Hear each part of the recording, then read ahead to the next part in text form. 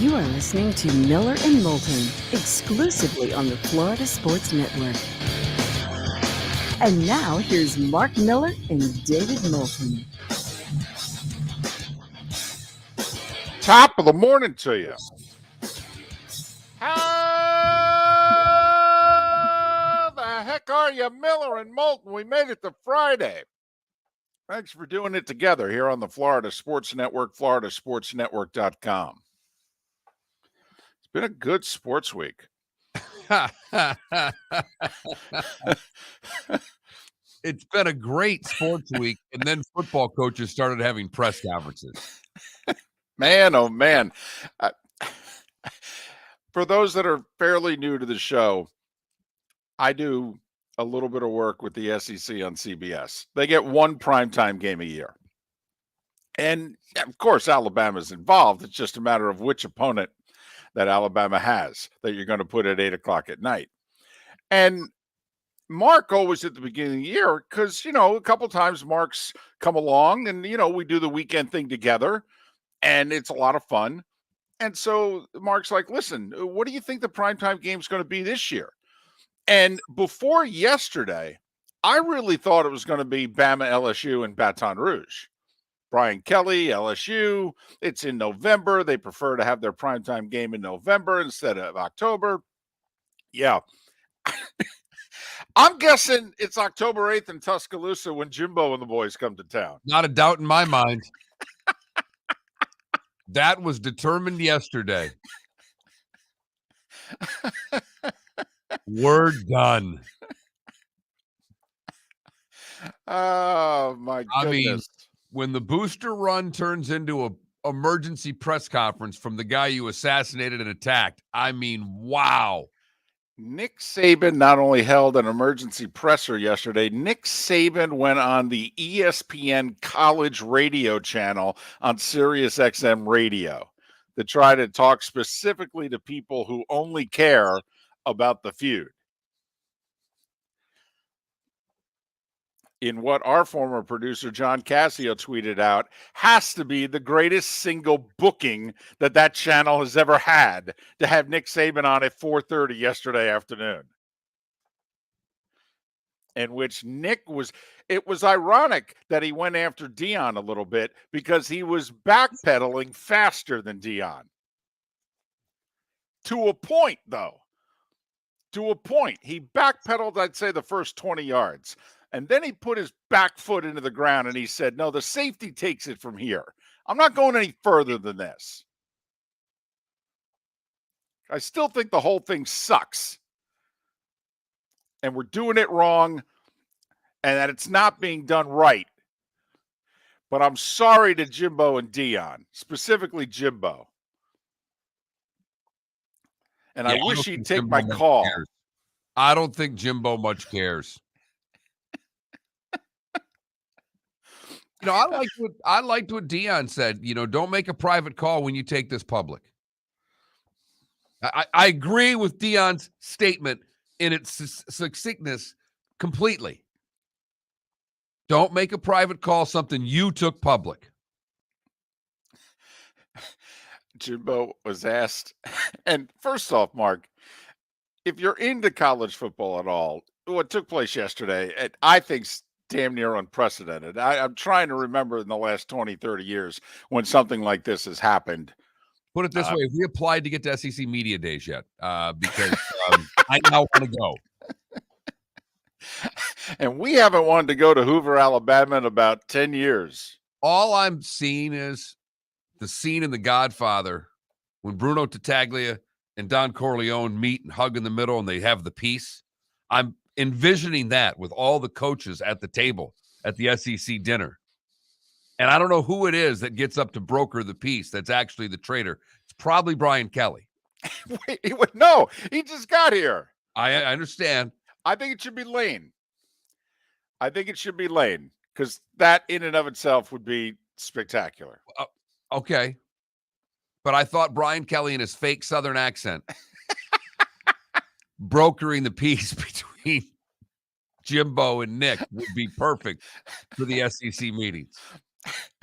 I just want, and what they stand up and they say, and you will get what, and they start naming players by name, and you will get this defensive tackle from Mississippi, and you will get this, and you will get this, and we will make sure there are no drugs near the schools. Are we in agreement? Tattaglia lost a recruit, and then I lost a recruit. Before we all start losing recruits, peace is what we need in the SEC.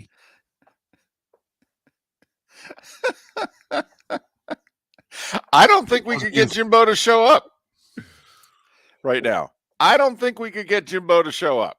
Not a chance. But with time, and after a few people are hit, and we go to the mattresses, David, I think by the time these meetings come, we can rectify things. I don't know. They are going to be delicious. Of all the questions that Jimbo answered yesterday, my favorite one was, well, has Nick called you? Yeah, he called. I'm not interested. Might be my favorite answer out of all of them. And we've got some for you. Don't worry. We will have more on the feud. Bill King going to join us in about 30 minutes, the voice of college football, to discuss his thoughts on the feud between the A&M coach and the Bama coach that has Greg Sankey issuing press statements of apology for both. Well, I mean, no offense, though. I understand, you're pounding the table yelling, Jane, you ignorant slut. But come on, you've got public reprimand and rebuke. God, please. David, he is dictating that to the secretary, whoever's typing out, and he is laughing so hard looking at his number 2 going, we own this summer too. We own the summer. We got it.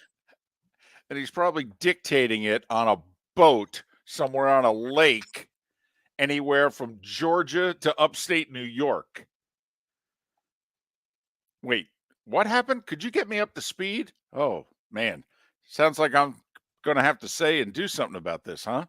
Public reprimand, David. Public reprimand. That is where we go. Let's show them. Yeah. People were equating it with the Yarborough-Allison fight in NASCAR in 79, in which Bill France then, fined and, I'm going to reprimand. And apparently when they got together in Daytona, he said, I should hug the two of you for all the publicity it got NASCAR. But I'm going to reprimand you instead. Right. And legend has it those two never paid the fine because NASCAR just publicly said they were fining them and privately said, yeah, don't worry about it. In fact, we should give you the money. Oh, boy. Speaking, though, of voices of college football, how about this in one offseason? In the state of Florida, the longtime voice of the Noles and the longtime voice of the Gators hang it up. First, it was Gene, and then the announcement yesterday, Mick Hubert. What, this coming weekend, the baseball series, and that's it? He can't endure another football season right now. Oh, stop it. Doesn't want his last season to be 7-5. What, 33 years? 89. So Gene went all the way back to the mid-70s, and Mick went back to the first year of the George Herbert Walker Bush administration. Pre-Spurrier. Like I said, he doesn't want to do this again. He did it once when he started. Enough, damn it. I think he was quoted as saying they're retiring to Sarasota. And he said, people will forget me in about 15 minutes. And I'm thinking, not if they're a Gator fan, they won't. Not if they're a Gator fan, Mick. No damn way. So college football is going to sound very different in these parts, Mark, this fall. Man. safe to say it'll be a little more boring on Absolutely. Saturdays listening to the radio. Absolutely. But what was Miller- not boring last night, David, was the end of the Sunshine State series. Oh, my goodness. Of course, it went to overtime, right? They played deep into the night. I mean, with just a few seconds left, the puck was at the blue line, about ready to be chipped out, and we're going to OT at 1-1, right? One good pinch holds it in, and one just horrific defensive play by the Florida Panthers. You're taught at a very young age to stay in front of the goaltender when you're the defenseman. At a very young age. Yes. And I mean, by this young is- age, I'm not messing around here. When one defenseman has a player, the other defenseman stands in front of the net. This is something you're taught at the most basic level of hockey. yeah. Yes. This is something I was teaching 6- and 7-year-olds when I coached, David. This is not anything. This is such an incredible mental error by the Panther defenseman. He leaves his man wide open in front with the most skilled forward that Tampa has behind the net with the puck. All he's got to do is flip it out. Instead, great pass, great shot. Bob didn't have much of a chance. And the Lightning do it to the Panthers again. We're getting close to Pedro territory, aren't we? Who's your daddy? We're getting pretty close. We're getting eerily close, David. In fact, I was thinking it as they were skating off the ice last night. So Tampa Bay, which 4 games ago was trailing in the third period and trailing 3-2 in the series, and was hanging on for dear life in overtime of Game 6 against the Leafs as the Leafs were buzzing for 17 and a half minutes. Obviously, escaped death against the Leafs and now come to South Florida and hold one of the highest scoring teams in the league to 1 goal twice. Panther power play is still missing in action. What, 0 for 4? 0 for 25 now in the playoffs? 0 for 25! That's unbelievable. Come on, Mark. That's unbelievable. 8 games, 25 power play. You would think a puck would go in off the other team's skate once. Hey, to go 0 for a series and win the series is remarkable in and of itself, David. And the Lightning, man, oh man, some of us, and I mean me, somehow, some way forgetting that they have the heart and the skill of a champion. We still have golf and basketball to get to. Bill King will join us in 25 minutes. We thank you so much for listening to Miller and Moulton right here on the Florida Sports Network. Golfers, are you bored of the same old driving range warm-up routine that's not getting you the results that you want on the course? Power up your golf swing by adding resistance bands to your range sessions with the Orange Whip Golf's Power Strap Kit. Featuring band attachments to your feet and hips, Power Strap resistance training will boost club head speed, increase power, improve flexibility, all with just a few swings. Buy a Power Strap Kit today. Go to orangewhipgolf.com and use code Miller10 to receive an additional 10% off the already great price of $119. Mark, we're playing golf. Saturday, June 11th, a scramble at the West Bay Club in Estero. Go to floridasportsnetwork.com to sign up now. I'd like to thank Budweiser, Twin Peaks, and Southwest Florida Golf Carts. Got some good stuff there, flgolfcarts.com. Where are you going to go? floridasportsnetwork.com. Sign up for our tournament Saturday, June 11th, a scramble at the West Bay Club in Estero. Your golf will include your foursome and a chance to have lunch and awards after. Sign up at floridasportsnetwork.com. David Moulton for Napa, Napa Auto Parts, and Napa Filters. Insist on Napa filters for your vehicles, or if you're a do-it-yourselfer, only buy Napa filters. Napa has a filter for almost anything on earth that moves, whether it's motorcycles, foreign and domestic cars, vans, SUVs, earth-moving equipment. You get the idea. Napa Auto Parts, Napa filters. Insist on them for your vehicles, or if you're do-it-yourselfer, only buy Napa filters. Mark Miller for SWFL Golf Carts or online, flgolfcarts.com. golfcarts.com. If you're looking for a golf cart, an e-bike, or an e-motorcycle, go visit Alex and the gang at SWFL Golf Carts. FLGolfcarts.com online. Check out their whole inventory. If you're looking for a custom cart, they can take care of you. 2-seater, 4-seater, 6-seater, they've got you covered. E-bikes, nobody better for value and service. E-motorcycles, check them out. Again, FLGolfcarts.com. FLGolfcarts.com. You were listening to Miller and Moulton on the Florida Sports Network.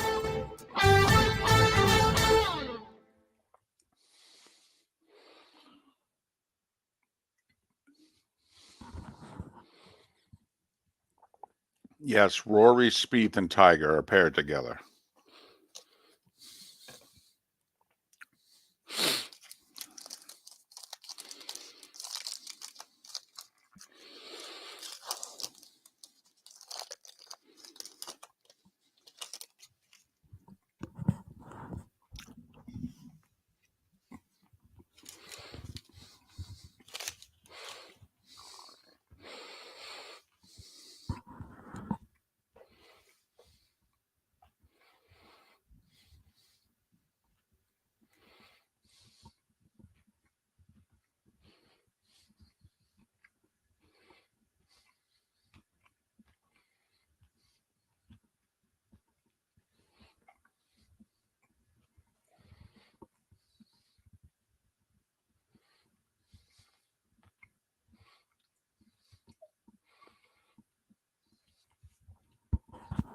Morning, Spitz.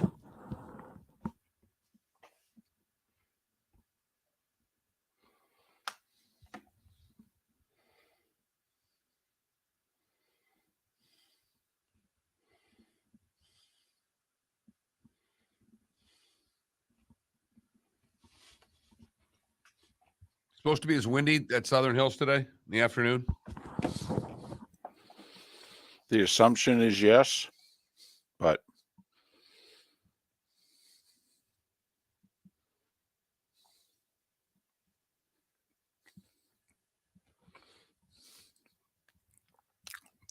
Mac, his daughter, called him out on it. He read the text on the air.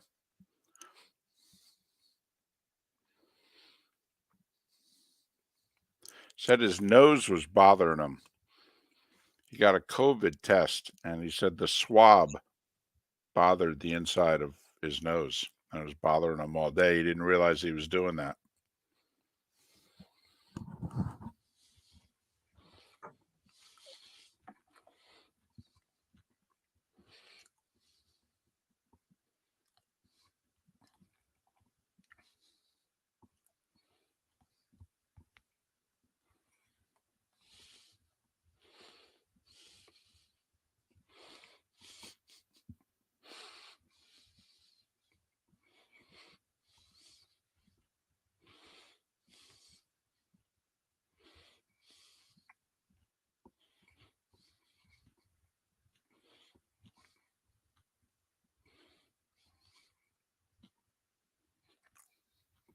By the way, in case anybody was wondering, I don't know if I said this, but the people who blast the TV with news when I'm working out, I flipped the batteries in the remote on them. Watching them try to figure out how to turn the television on the other day while I was working out was one of the most glorious things I've ever seen. Oh, my God. That's very devious. That's outstanding. I thought it was pretty funny. Did you have it on MSNBC first? No, I just had it off, and I'm just like, I didn't want to really go to war and let them know someone said it, so I just acted like maybe the remote fell on the ground and somebody put the batteries back in.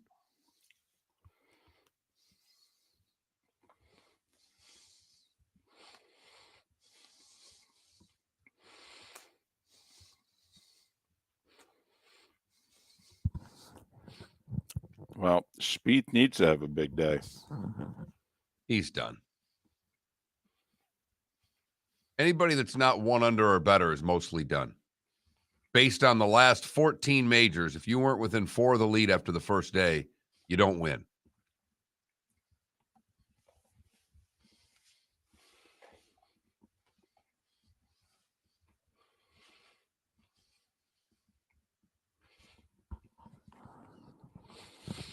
Well, Jimmy, here's the thing. Nobody did anything wrong.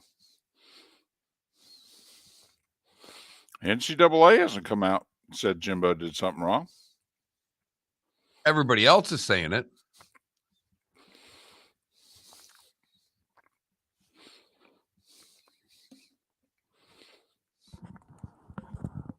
I thought the three best interviews were, in no particular order, Couples, Travis Kelce, and Michael Phelps.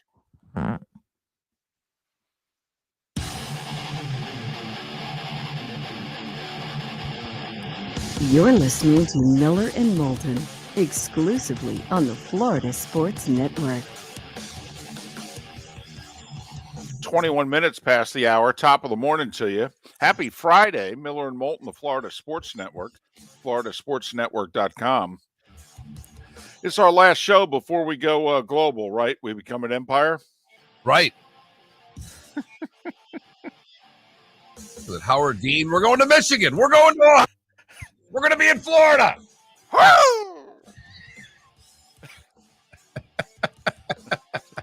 Shortly thereafter, we never heard from him again. But it could be the same with Miller and Moulton. Simulcasting next week on a half a dozen stations in Michigan and apparently a TV station in Ohio. I don't know why they would do that, but And a flame-throwing AM in Toledo as well, David. Love me a hot rockin' flame-throwing AM. Love it. Just like 1070 The Zone in Port Charlotte. That's right. Don't you kid yourself. That's right. Well, David, as you probably could surmise, being in St. Louis that far away, that mood in the studio is not as good as normal days today. I'm exactly the same. I'm fine. I got my coffee. I got my water, showered, happy Friday. You look good. Gave the daughter a hug. It's my son's birthday today. So I'm in a great mood. On the other side of the glass, however. Right. He's resorted to we. He's told me to shut up, and I think he's told me to F off at least 6 times this morning when I've been giving him a hard time. Wow. He's not taking this well for a game 2. Man, young Felipe coming into his own here. I like it. But suck it up, Buttercup. This is what happens in sports. Your team loses sometimes. It's fun. Right. It really is fun. I can tell. Your voice completely meets what the words are. I mean, they're an exact replica. Right. You don't sound like you're about to openly weep at all. No, you're good. By the way, this is game 2. All right. Usually you sound like this when you lose a game 5 to fall behind 3-2, and then you have to go on the road. That's usually when you sound as sheepish as you do right now. It's no big deal. The Heat have to win one of the next 2 in Boston. They're fine. Yeah, come on. I mean, what? You were 7-0 at home, right? Come on. You're due to lose one. Played a good team. This stuff happens. But they had everybody back last night, and they looked a little differently than they did in game 1. Oh, yeah. You mean the Celtics? Yeah. Yeah. Well, it was funny, too, because the first about 5 minutes of the game, they looked like the same team from game 1. Well, they looked like the third quarter team from game 1. Yes. And, the Boston coach calls timeout, and basically he's like, listen, is this it? Is this all we got? Because if so, I can go home and watch the rest of this series on television, okay? Get your heads out of your you-know-what and play some ball. And from that moment, they played some ball. Did they ever? And Jimmy Butler is the only Miami Heat player that decided to play ball against them once again. Right. Once again, he shows up. He shows up, and it's just a matter of how many of his teammates join him. And last night, the answer was zip, zilch, nada. And Hero, who was so good in game 1, was literally a 0 in game 2. He was a hoagie, is what he was. Hello. Don't do that to Hoagie. Hoagie played pretty well yesterday. Don't kid yourself. I'm not going to make fun of Hoagie. He's from Fargo. Grew up in Fargo. Love the guy. Are you kidding me? If I could have one of 5 guys win the PGA, he'd certainly make the cut. But Celtics by 25. They led by 25 at the half. They shot 51% for the game. They shot 50% from the arc. I will say this. If you're going to make 20 out of 43s, there aren't many basketball teams you're going to lose to, and that includes the 96 Bulls.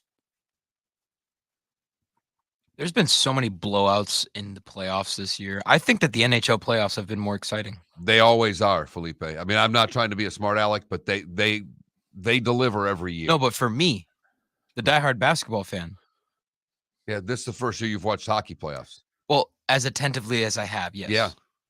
Welcome. Feels good. Yeah, there's plenty of room. I watched that Calgary game the other night. It was amazing. So many goals. Look at this. We are transforming a young man here right before our eyes. Before you know it, he'll be rooting for the Lightning No, and give up never. his Heat fandom. Never. So Eastern Conference Finals, and outside of Felipe, I think most of the rest of us thought it would be 1-1 going to Boston. I think most of us think this is a 1-1, 2-2 series, and then, all right, we'll see who can win 2 out of 3. And I think it's going to be 1-1, 3-1, 3-2, and Boston wins in 6. Oh, okay. And that's how I mean, when I picked Boston winning in 6, that's kind of how That's how you envisioned it? And I pictured it 1-1, 2-2, and then the Celtics win in 6. Because Boston's now 5-2 on the road in the playoffs. And think about who they've played. I mean, they've played Brooklyn, Milwaukee, and Miami. I mean, that's 71% on the road against those 3 teams. That's pretty good. That's really good. Much like Rory's 65 yesterday was really good. Look who had a Thursday, David. Mark, think of his last 2 rounds in the majors. A bogey-free 64 to finish second in the Masters. And then, I mean, he played 14 bogey-free holes yesterday till he made a couple coming in. And I'm thinking to myself, Rory hasn't played like this in the majors in at least 8 years. And his putting, which gets criticized from time to time, he's the best short putter in the game. I mean, he's gone like months without missing a 3-foot putt. And he made some mid-range putts yesterday, although, he also he had a lot of stuff that was not even mid-range. Rory had, I think, more 8-footers for birdie than it seemed like the whole morning group combined. But he is beautiful to watch. And when he gets it going, Mark, he's like Steph. You just think to yourself, wow, no one is as pretty of a player as Curry. And when Rory can make a few putts, he is just effortless around a course. Hits the ball so incredibly high that he is able to get shots into these greens that others cannot. And a terrific round yesterday. I was the one that said I would not bet on him. I hope he wins. I hope I'm dead wrong. I like to root for Rory. So great round by him, and hopefully he can keep it up. And arguably a round, even though on the score sheet it's not as good, but considering when he played, Justin Thomas able to put a 3 under 67 on the board, and he did so playing late. Everybody else on the leaderboard, Zalatoris, Hoagie, 2 of the 3 guys at 3 under, most of the guys at 2 under, they all played in the morning. JT played late and was able to sneak in a couple late and post a 67. That's a really good score. The way the winds were blowing and the way things changed in the afternoon, David, you're darn right. That's a good score. We'll see how the morning group does if the winds are the same this afternoon. If anybody comes back to the field. But the one stat I had heard yesterday, I was driving around a lot, listening to a lot of PGA radio, David. By the way, how does it compare to NASCAR radio, MRN? David, I am very guilty of a sick problem. I love PGA radio. Love it. But I believe it's the last 14 majors. Unless you were within 4 of the leader after day 1, you didn't win. So if you're not 1 under or better right now, based on recent history, you're in a lot of trouble. So we got 26 guys then who can win this, because that's how many were under par. So out of the field of 156, you can just put a line through 130 of them based on the last 14 majors. That means no Scheffler at 1 over, Spieth at 2 over, Rahm at 3 over. Bingo. And apparently Rahm hit a tee shot on the third hole that hit Sage Steele in the face. And she's supposed to be on ESPN today, leading into the golf coverage. Want to see what she looks like or if she's on the show. Wow. Yeah. One golf reporter tweeted it out. One. Miller and Moulton. The great Bill King to talk about Nick versus Jimbo. Bring your big mouth to John Smith Subs and indulge in their overstuffed subs with the freshest quality ingredients. Enjoy our famous steak bomb with perfectly grilled marinated sirloin steak topped with provolone cheese, grilled onions, peppers, mushrooms, crispy bacon, juicy tomatoes, and creamy mayo. Boom! Made-to-order crispy fries can be paired with the Gator, the Cuban, the chicken bomb, or the Italian. Love local. Eat delicious with John Smith Subs. Find a John Smith Subs location near you today. Mark, we're playing golf. Saturday, June 11th, a scramble at the West Bay Club in Estero. Go to floridasportsnetwork.com to sign up now. I'd like to thank Budweiser, Twin Peaks, and Southwest Florida Golf Carts. Got some good stuff there. flgolfcarts.com. Where are you going to go? floridasportsnetwork.com. Sign up for our tournament Saturday, June 11th, a scramble at the West Bay Club in Estero.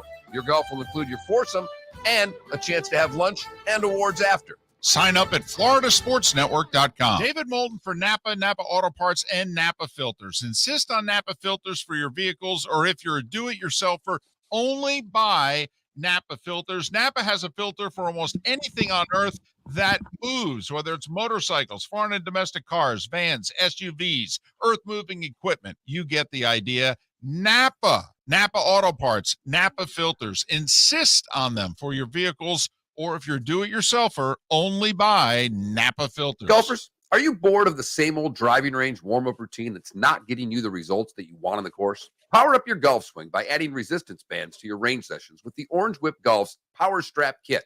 Featuring band attachments to your feet and hips, Power Strap resistance training will boost clubhead speed, increase power, improve flexibility, all with just a few swings. Buy a Power Strap Kit today. Go to orangewhipgolf.com and use code Miller10 to receive an additional 10% off the already great price of $119. You were listening to Miller and Moulton on the Florida Sports Network.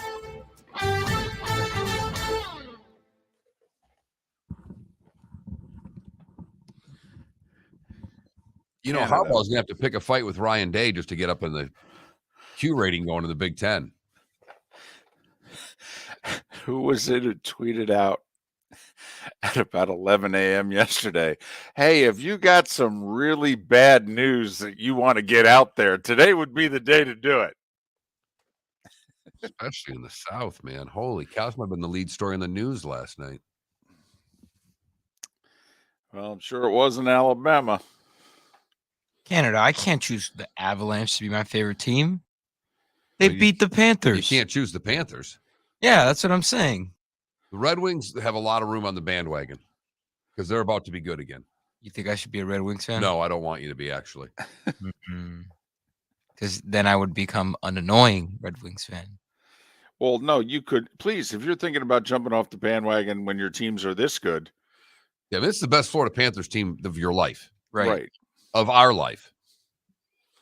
Yet they're down 2-0 and blew 2 games on home ice.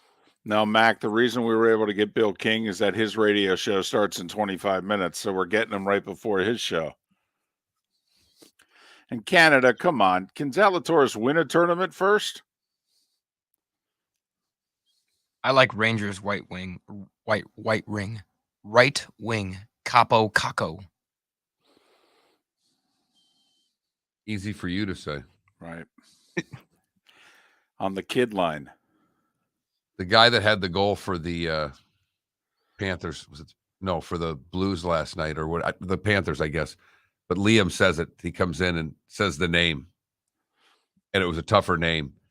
And Biz was just all over him, like, "No, I'm not going to say it. No, you got it right. Don't." And Liam's kicked back, going, "I'm not doing it again." They're good. Even talk, it's all right. I think they're better without Gretzky. They are. He doesn't add much, and they all defer to him. Well, yeah, when Wayne's in the room, you defer to I understand. But and if you have a great one in the room.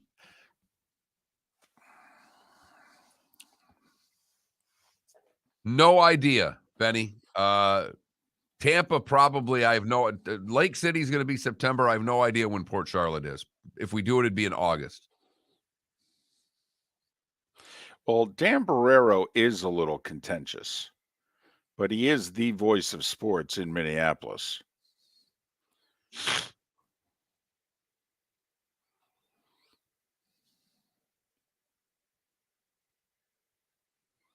David, my favorite part about Jimbo's answer to whether he's spoken on the phone was the end when he goes, "We're done." We're done. Get her done.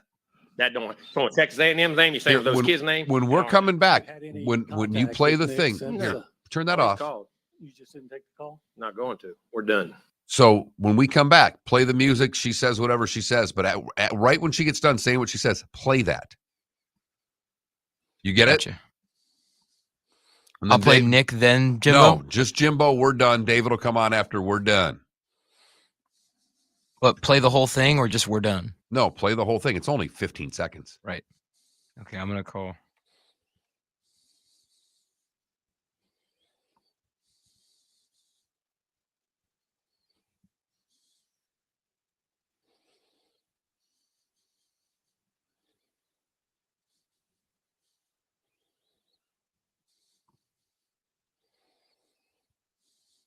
About this kid for the Red Sox yesterday.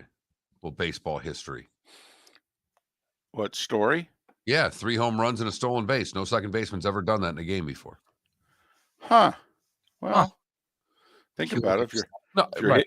If you're hitting 3 home runs, When are you stealing a base? where are you going to go? Where are you going to go?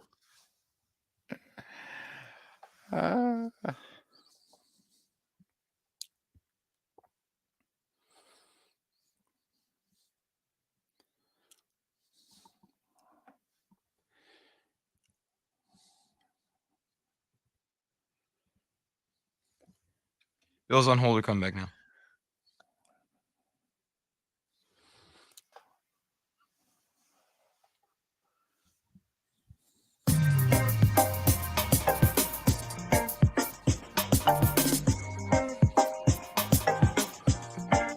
Welcome back to Miller and Moulton, only on the Florida Sports Network.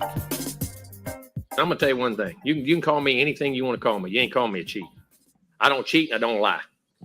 So I learned that when I was a kid. If you did, the old man slapped you side of the head. Maybe somebody should have slapped him. But that's one thing you don't. Now you're fooling with their name. That don't from a Texas A&M name. You're saying with those kids' name and our name. Have you had any contact with Nick since No. Oh, he's called. you just didn't take the call? Not going to. We're done. Miller and Moulton here on the Florida Sports Network. That was Jimbo yesterday. That was part of a remarkable presser. Bill King has seen and heard a lot in his years as the voice of college sports. Mornings on the Nashville Sports Radio Network. He's kind enough to join us right before his show. You can follow Bill on Twitter at Bill is King. Bill, it's David and Mark once again. We're always thankful for your time. How are you? Hey, guys. Good to be with you. Okay. You've been doing this a while in these parts. We ever have anything like this? And if so, when? Tell you what it reminded me of. It reminded me, remember during the steroid crisis in Major League Baseball, and they were at Congress, and Rafael Palmeiro was sitting there, looking everybody in the eye, confidently saying, I never took steroids. I can guarantee you. Lying. That's what we just heard. Now, everybody's lying. Not just Jimbo. This isn't anti-Jimbo. It's just everybody's lying. Here's where we're at. We've got a disaster, which is name, image, likeness. We have a governing body, the NCAA, that doesn't govern anything anymore. And we have people tampering with players due to the freebie transfer rule, which is new as well. And we have players getting paid and tampered with, and there's a lot of money out there. Texas A&M has been a good recruiting program through the years, but never like the one we just saw. Those players were bought and paid for, but it's legal. And even if some of the tactics were not what you're supposed to be doing, like promising money for play, which you're not supposed to be doing, it's not being adjudicated, so it really doesn't matter. But everybody's lying. Nick's lying, Jimbo's lying, they're all lying. Is Nick in danger of exposing some of the dirty secrets of Alabama, of being this public and going after others? I don't think so. Everybody's culpable. Anybody that's playing the name, image, likeness game, and you've got boosters who run each school's collective, I don't think that anybody's perhaps more illegal than others. I think Jimbo's really, really mad. Those two used to be really close. Matter of fact, you could argue, of all of Nick's former assistants, his favorite one of all time is Jimbo. Now, obviously, there's a problem there now from that audio clip, and maybe it doesn't get healed, but I don't know. I don't think so. Bill, why would Nick publicly air his laundry like this? And I understand he was talking to a bunch of Alabama boosters, but then doesn't he have to do something which you're not supposed to do, but Nick could get away with it, which is say to that media outlet, yeah, I'm sorry, you can't come in here and tape this. I mean, he had to know in this day and age, you can't say something at those luncheons anymore and it stays in those rooms. And I guess the lesson is even the best who's ever done it can pop off too much and then realize, wished I hadn't said that. That's not like Nick. Nick's pretty reserved. Now, he's not afraid to speak his mind, but normally there's no backlash over it, right? Or very few people are going to come back at him over this. And I think, I'm not even sure when he was saying it, he knew what he was doing, meaning he knew the damage that could be caused by doing this, meaning make Jimbo really, really mad. Look, Jimbo is a West Virginia redneck, okay? Again, I like Jimbo. Don't take that wrong. Jimbo is one of those guys who, in the bar, will fight you. That's Jimbo. And Nick poked the bear, and not Bear Bryant, but Jimbo a little bit too much there. That's what just happened. That's exactly what just happened. Should make the SEC Media Days a ball coming up here in not too long a time. Yeah. All right. Now, Bill, is there any way in your estimation to put the genie back in the bottle with NIL? Is there, because it seems that all this would bring, if they try to curtail it all, is more lawsuits, Bill. No. You can't. Once you start expanding the playoffs, or you go to playoffs, the only conversation you can have is how many more we're going to have, which is where we're at with that one. Now, again, they're going to expand. Everybody's in a big fight. And I know that's not your question. But once you decide everybody gets paid and you can go out there and hustle your name, you can't reverse it. And that would be like saying, is there a way to take some toothpaste that got out of the tube that I didn't need, but I may need next week? Is there a way to put it back in the tube? Well, the answer is no. There's no way to put it back in. We're in a big mess right now. And the bigger mess is we have a former governing body that's not governing anything. The only thing they do now is put on a tournament. They do that pretty well, right? The NCAA basketball tournament, they do that pretty well. They don't do anything else well at all. And they gave up a long time ago policing, governing, and this notion that now, what was it, about a week ago, at 40 and some others said that they heard from some NCAA people that double back and start looking into this. That's laughable. That is absolutely That'd be like Barney Fife coming back and saying, you know, that gun I was always kind of really scared of that I used on the show? It's real. I'm going to start using it now. It's laughable. Well, we said the NCAA a couple of weeks ago, we said they've been reduced to event planners. And we're glad that you feel the same. So should, quite frankly, all the coaches just suck it up and stop whining, stop complaining? This is your new reality. Deal with it. Well, I mean, that'd be nice, but I mean, think about it. Everybody's competitive. Everybody's trying to get an edge. Everybody's trying to improve their roster. Look, they can sit there and complain, but you have just now added a way to circumvent recruiting high school kids by the transfer portal. And think about it. Transfer portal is way more reliable because you already know what this player does in the college game. There's not the speculation about some high school kid that played at a AA school that you think might be good, but you're not sure because he's never done it on that level yet. With the transfer portal, you know what this kid can do.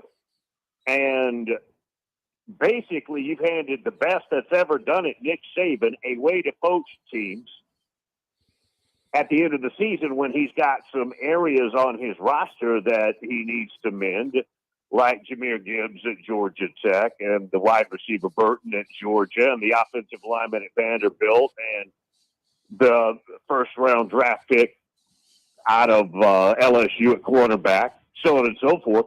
You basically handed the best guy ever a way to tamper and go get players from other places. How about Jordan Addison? I mean, this guy's the Biletnikoff winner and has everything you can imagine going for him. Announces right before May, I'm in the portal.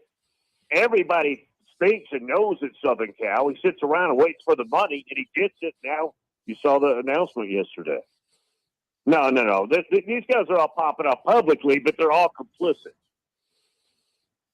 Do you think, Bill, that they'll be able to put some windows on the portal? I mean, it doesn't sound like anything had happened with the collectives. You and I, we all agree on that. But limiting the time of the transfer portal, will that help at all? Yeah, right now it's what, 9 months? You get August 1 to May 1. And there's discussions about maybe linking it, syncing it with signing day, the two signing periods, maybe a 2-week period. There's another idea about giving it maybe 3 months. But yes, I do think they're going to limit that. I do think they're going to narrow the window on that to where it's not so expansive and you're, heck, almost, 75% of the year you're wondering who's transferring. Now, frankly, for radio, it's really good. I mean, for us, that stuff's good. That stuff's juicy. That's a lot of meat on the bone. But I do think perhaps something will happen with that, yes.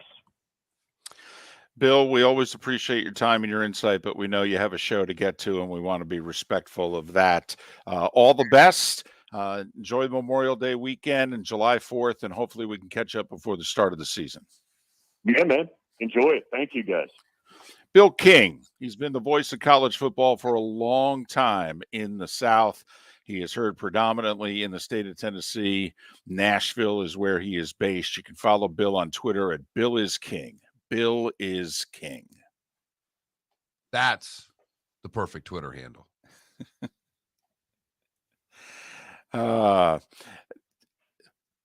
In the Twitch chat room here, a suggestion that with everything that's going on, or basically, are we going to get to relegation in college sports?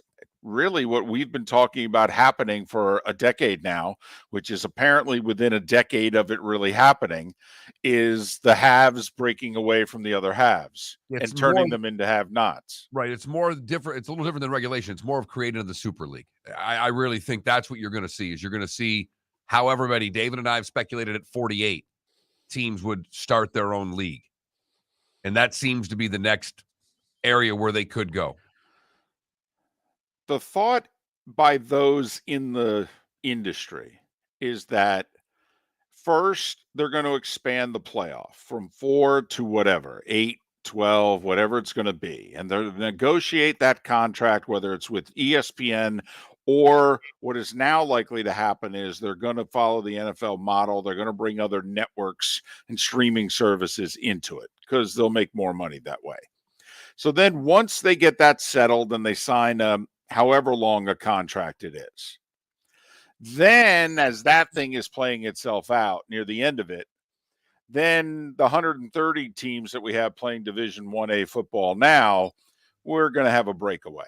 And it's going to be somewhere around 48 to 60 that are going to say, yeah, you guys, you could do your own thing. You could team up with the FCS people. We don't really care, but we're done with you. And then they're going to go do their own thing. And that's not just Miller and Moulton saying that back in 2012. That's now the AD at Notre Dame and the AD at Ohio State and Dabo Swinney and conference commissioners who actually could make this happen. They're now saying that's what's going to happen. The only thing we can make happen is a golf tournament on June 11th. That's about the limits of Miller and Moulton. David can slide some cards to a few guys and they'll say some things on occasion, but really we don't control a whole hell of a lot. June 11th, we do have a little control over that. It's at West Bay. Go to floridasportsnetwork.com to sign up. Tournament brought to you in part by Southwest Florida Golf Carts, Twin Peaks, and Budweiser. Saturday, June 11th, floridasportsnetwork.com to sign up.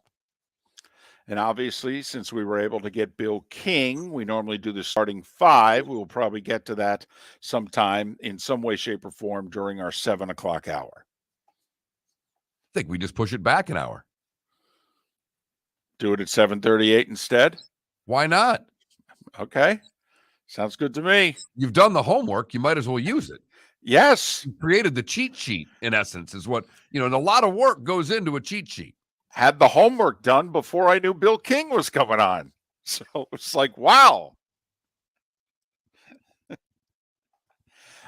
Yes, but Bill also mentioning one of the things that was going to be mentioned in the starting five, that Jordan Addison finally did, in fact, transfer from Pitt to USC. So we had both parts of everything that is exploding in college football out in the open yesterday. Jimbo and Nick concerning NIL, and oh yeah, that whole transfer portal thing, the best wide receiver in the country last year leaving Pitt for USC. Well, his quarterback was taken in the first round. He needed someone better to throw him the football in his final year. Yeah, that's basic. Oh yeah, and they can actually give me a little something for the effort too. In fact, they'd give me a lot of something for the effort. You got that right. Now that USC's back in the football business, they're going to be good at it pretty quickly. Right. I mean, even the folks at Oklahoma are like, wow, we think we're pretty serious about football, but they're really serious about football there. You think Oklahoma and Texas are looking at their entrance to the SEC a little differently these days? Miller and Moulton, the Florida Sports Network. Mark, we're playing golf. Saturday, June 11th, a scramble at the West Bay Club in Estero. Go to floridasportsnetwork.com to sign up now. I'd like to thank Budweiser, Twin Peaks, and Southwest Florida Golf Carts. I got some good stuff there, flgolfcarts.com. Where are you going to go? floridasportsnetwork.com. Sign up for our tournament, Saturday, June 11th, a scramble at the West Bay Club in Estero.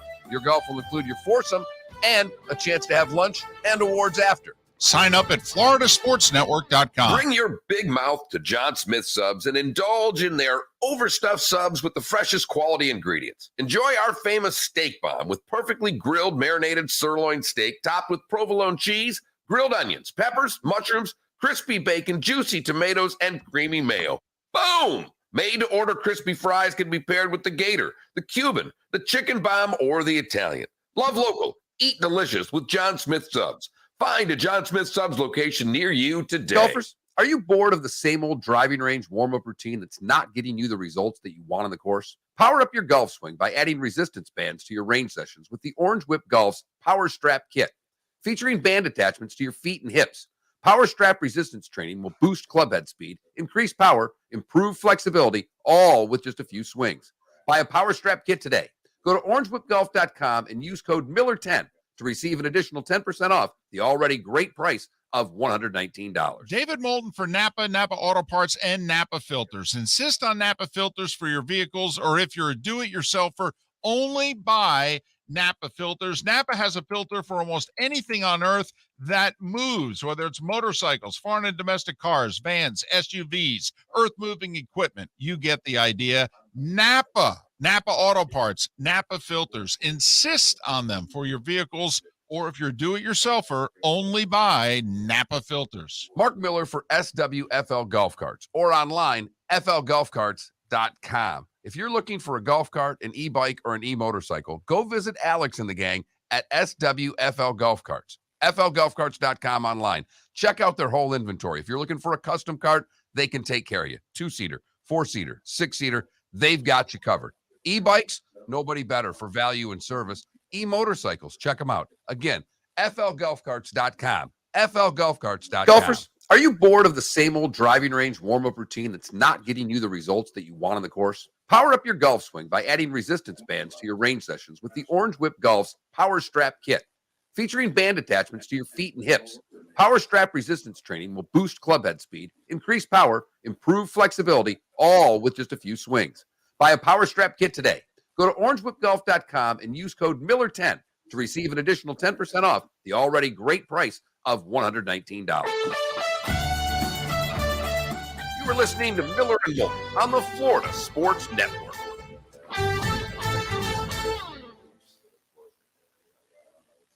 You did. Okay. I said so. It's you asked. That was your mistake as far as I'm concerned.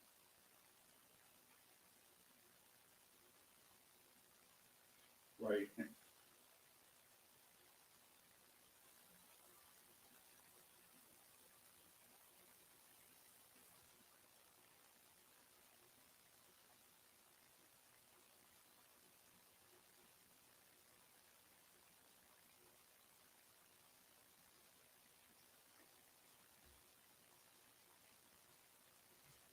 Right, and that's unfortunate because the last 3 hours were tremendous.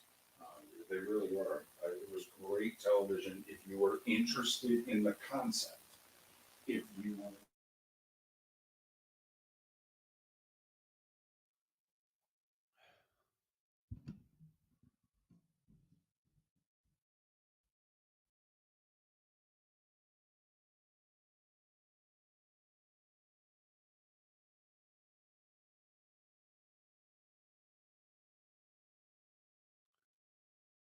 Celtics just scored again. I almost texted you last night and asked you how great the city was when they were getting beat by 40. Tell you what, they were probably celebrating with the city's beautiful women after. Well, they probably got on a plane and went home. What they did. Probably right. In fact, not probably, I am.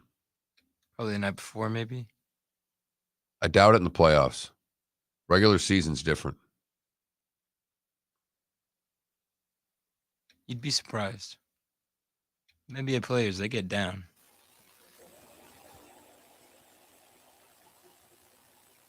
I'm just telling you, having spent 10 plus years of my life on the road with teams, playoffs are different than regular season. Guys don't act the same. They get a little more serious. you can't do this like it's the 90s.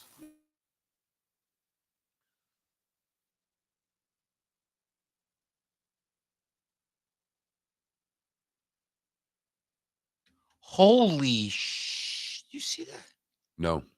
Iowa defeats Indiana in a baseball game 30-16.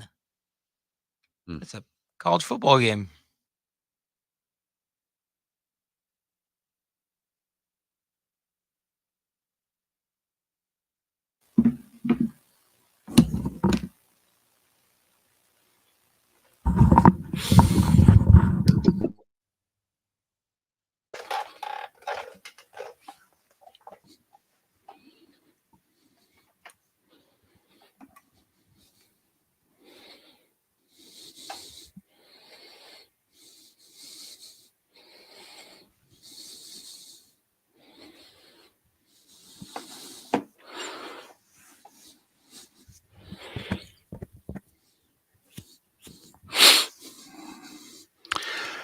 Zach Davies ghosting his wife? I don't know anything about that.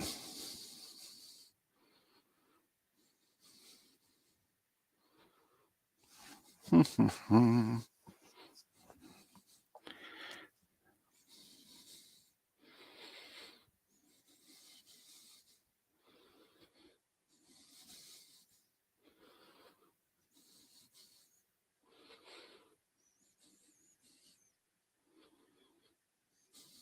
seconds.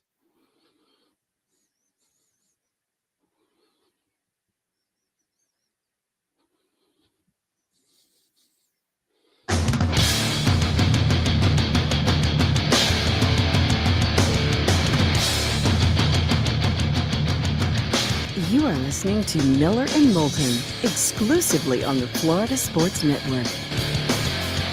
And now here's Mark Miller and David Moulton. Hour 2 of Miller and Moulton on this Friday. Hope you've had a good week.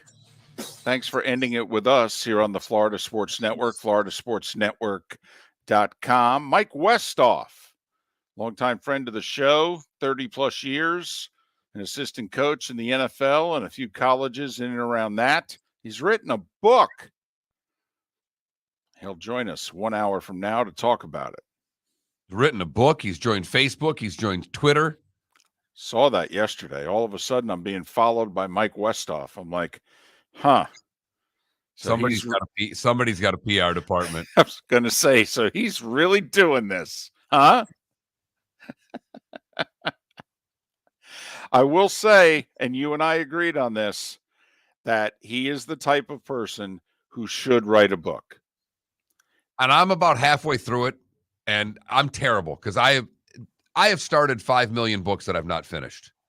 And I get going, I read half the book, and then life gets in the way, and I don't go back to it. And that's kind of where I am with Mike's book right now. But it's just stories. You know, I mean, he crashed Bear Bryant's office when he was a young coach. And then at the end of it, he and Bear Bryant are sitting under a tree, and Bear's talking to him about football. He's an interesting guy. He really and truly is. You know, has battled cancer and beat it. Obviously the accolades as a coach, but and you know, Mike doesn't love where the game is right now because there's no place for Mike Westhoff in football right now. Right. He probably likes the USFL more. They're doing kickoffs from the 25. There's actually special teams in the USFL. And when he started, there wasn't a special teams coordinator. He was the offensive line coach and special teams coach because, well, they needed one. And he just said yes. So looking forward to chatting with Mike. Always a good time to have Coach Westhoff on the show. You know, we've been focused on college football, but it was a tremendous night in the NHL, David. And the Tampa Bay Lightning, well, did they end the Florida Panther season last night? I think the Tampa Bay Lightning last night, when Ross Colton scored with, I don't know, 2, like 3, 3.8 4, seconds left. whatever they said it was left in the game. Mark, I really think they just secured their place in the Stanley Cup final. Because I don't think either Carolina or the Rangers can beat the winner of this series. I don't. Carolina's a really good, solid team. They are a tough out. They can skate, but they don't have an exceptional player. Aho might be the closest thing they have to somebody in which you're like, we got to worry about him. Their defense is pretty good. It's not great. Their goaltending is pretty good, but not great, despite how well Ronta played in game 1 against the Rangers. And Carolina's a poor Tampa Bay. You know, they can do what Tampa Bay does. They just can't do it as well. And the Rangers are not in the Lightning class. So I don't know about you, Mark. I thought the winner of this series was going to the finals. And you could argue that goal scored last night to win the game 2-1 is going to propel the Lightning. You know, 3-4 weeks from now, they're going to be facing probably Colorado, but we'll see in the finals. We'll see. Colorado last night beaten by St. Louis, who looked very good in that game to win over the Avalanche. But David, the one thing, I think Carolina's defense is terrific in the way their defensemen can jump into the play offensively, I think is terrific. But there's a Hedman on this Right. Tampa team the Right. last time I checked.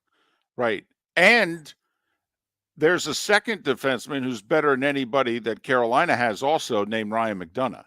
I mean, the Lightning have 5 elite players that certainly the next series doesn't have. They got the best goalie in the world. They have 2 elite defensemen, one who's one of the 3 best in the game for the last 8 years. And they've got a Hall of Fame sniper in Stamkos. Kucherov's wonderful. And if they ever get Braden Point back, well, for goodness sakes, this is the best two-way player on the team. Well, and now you've got Corey Perry scoring goals. You got this kid last night, Colton, scoring a goal. I mean, you're getting the bottom 6 guys to contribute as well in tight games. Right. It's not like they're scoring in the Calgary 9-6 game here. You're getting your bottom 6 guys to contribute in a 2-1 hockey game. And for the life of me, I asked it yesterday. I don't think the Florida Panthers can beat Tampa in 2-1, 3-2 games. And Tampa hasn't mastered on how to play these games right now. So here are the Lightning, who's having their, and for those that don't really know hockey, they're usually 12 forwards, 4 lines of 3. And you got your top 6 and your bottom 6. Usually your top 6 do the goal scoring, and your bottom 6, you know, they check, they play defense, they grind out shifts, they kill time so that the really good players can come back on the ice. And the bottom 6 players for Tampa are the ones scoring these goals here in their last 3 playoff wins. Meanwhile, Florida's got 4 or 5 elite forwards. Their top 6 is excellent. They can't put the biscuit in the basket right now, certainly not against the Lightning. And they have no chance of winning this series if the Barkovs and the Hubertos of the world are not going to be sensational. Fam Forever in our Twitch chat room says, I'm a very casual hockey fan, but that game had me riveted, and I actually jumped out of my seat with the last second goal. I'm a very astute hockey fan. I jumped out of my seat when they scored that on the last goal. I yelled out loud to no one. And it was a little bit of a shriek. It was, ah! That's the second time we've got Howard Dean in the show today. Well, I mean, I don't know about you, David, but I'm sitting there going, man, I really want to go to bed right now. The basketball game's over. I got to give me 5 minutes of the third quarter to make sure Miami doesn't pull a 22-2 again. But I've already committed myself to going, this damn hockey game could last forever. And so I don't know if my excitement was that I was going to go to bed or that they scored with 3.8 seconds or a little bit of both. But I was all set for that game to be a couple of overtime. I had it in my head that game might last a while. Mark, I might have been asleep before all the players left the ice after they scored that goal. I was so tired. I'm hanging on, and I'm saying, oh, come on, you've got to watch overtime. This is Tampa Bay in Florida. And I just dead exhausted. And so when they scored on the inside, I did what you did on the outside, not necessarily because I wanted the Lightning to win. The sports fan in me wanted the series to be 1-1. All right. Both, because I wanted this to go 7. I don't see how this goes 7 now. No, here's the only thing that works for the Panthers in a strange way. They have 2 days off before they play again. And in theory, it's 1 day to really lick their wounds psychologically. And then maybe it's another day to have a good practice, make a couple adjustments. And Mark, let's be brutally honest. This series, while we think is 90% over, 2-time defending Stanley Cup champion, up 2-0, and now they get to go home. But one early power play goal from the Panthers in Game 3 could literally change a lot. It could. And David, yesterday I ran into Publix and I wish I remembered his name, but also I'm walking through Publix by myself, and all of a sudden I get a Mark, who's going to win the game tonight? And it was the guy behind the meat counter at Publix. And he was talking about Lightning Panthers. And I said this to him yesterday, and I'll say it again. I'm old school when it comes to this sport. Someone's hitting Vasilevsky in Game 3. And I'm not messing around here. There's traffic going to that. And if we have to take a goaltender interference penalty because someone ran the goaltender, I'm okay with it right now. There's undisciplined penalties, and then there's going to the net penalties. I want to make sure that we make life as uncomfortable for Vasilevsky as humanly possible. And if taking a penalty and doing so happens, I am very comfortable with that. I'm old school in this sense, Mark. Like, there are two theories as to scoring goals. One is simple. You throw a ton of rubber at the net, and eventually you get bounces and things go in. And the other school of thought is a more modern school of thought, which is, listen, these goalies are better than before. Teams are better at keeping you to the outside, etc. Make the extra pass to get the higher percentage scoring opportunity. The goalies are too good nowadays to just throw rubber at the net and get things through. And I think right now Florida's fallen victim to they're making the extra pass. And Mark, I'm old. When you're trouble scoring, power play or otherwise, my theory is throw the shot on net and rush the net. I mean, now oftentimes nowadays, maybe it doesn't work. And maybe you're one and done for 2 hours and they make the save and they clear the zone and blah, blah, blah. And sometimes you get a puck to go in off an elbow, a shin pad, a skate, or what have you, and that opens the floodgates. Carolina, literally a veteran defenseman who never even shoots, just decided, what the heck, I'll just throw the puck on net. When it goes off a Ranger player's skate into the net, they win a playoff game. Florida needs a bounce right now. They do. They need to make their own break or they need a bounce. Otherwise, this thing's over. And it's really a combination of the two, David. I'm with you 100%. They've got to make their own break, but they need to get one. And going to the net is the style in which we both, at the end of the day, think that's the way to make this happen. They've got to get bodies to the net in 5-on-5. And right now, Tampa has been masterful at blocking shots. Masterful. It has been an exhibition of how to play defense right now of what the Lightning have going on. And what's good to see for a couple of puckheads like us is so many people, whether it be the text line or in the Twitch chat room, who are enjoying this. Even though the games are 4-1 and 2-1, they're enjoying it. They're appreciating just how much talent's on display. Miller and Moulton. Thanks so much for listening. Friday edition, Florida Sports Network. Bring your big mouth to John Smith Subs and indulge in their overstuffed subs with the freshest quality ingredients. Enjoy our famous steak bomb with perfectly grilled marinated sirloin steak topped with provolone cheese, grilled onions, peppers, mushrooms, crispy bacon, juicy tomatoes, and creamy mayo. Boom! Made-to-order crispy fries can be paired with the Gator, the Cuban, the chicken bomb, or the Italian. Love local. Eat delicious with John Smith Subs. Find a John Smith Subs location near you today. Mark, we're playing golf. Saturday, June 11th, a scramble at the West Bay Club in Estero. Go to floridasportsnetwork.com to sign up now. I'd like to thank Budweiser, Twin Peaks, and Southwest Florida Golf Carts. Got some good stuff there, flgolfcarts.com. Where are you going to go? floridasportsnetwork.com. Sign up for our tournament Saturday, June 11th, a scramble at the West Bay Club in Estero. Your golf will include your foursome and a chance to have lunch and awards after. Sign up at floridasportsnetwork.com. David Moulton for Napa Auto Parts, and Napa Filters. Insist on Napa filters for your vehicles, or if you're a do-it-yourselfer, only buy Napa filters. Napa has a filter for almost anything on earth that moves, whether it's motorcycles, foreign and domestic cars, vans, SUVs, earth-moving equipment. You get the idea. Napa Auto Parts, Napa filters. Insist on them for your vehicles, or if you're a do-it-yourselfer, only buy Napa filters. Golfers, are you bored of the same old driving range warm-up routine that's not getting you the results that you want on the course? Power up your golf swing by adding resistance bands to your range sessions with the Orange Whip Golf's Power Strap Kit.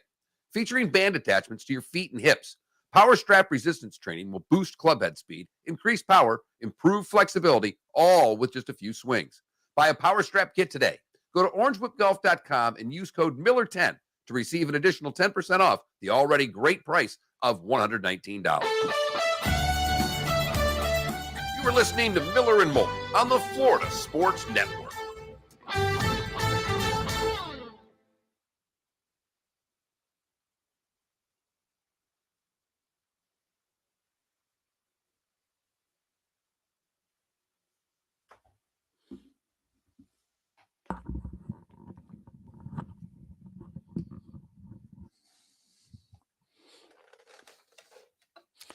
I know, fam. It was set up perfectly for Florida. They get the power play late.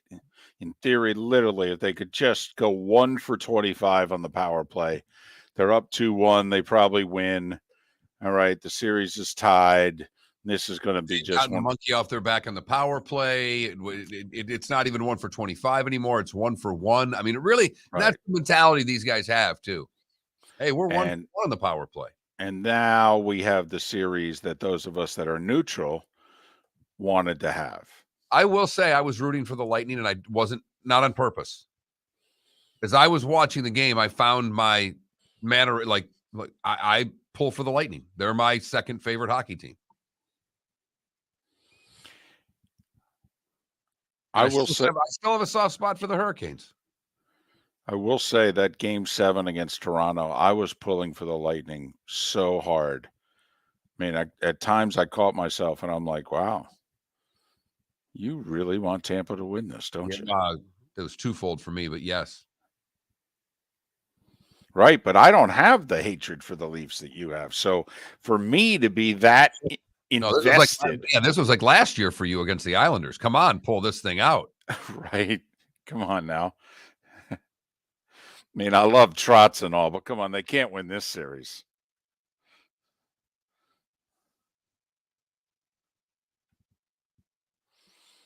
Love to hear it, Davu, man. Oh, awesome. KW, it's true. They call more of the cross-checking in front of the net now, although they don't call as much of it in the playoffs. And you're right, fam. Listen, we're not right about much, but we've just been saying it for 6 months. He's the best goalie in the world. And it's right now, it is really difficult to imagine beating him 4 times in 2 weeks.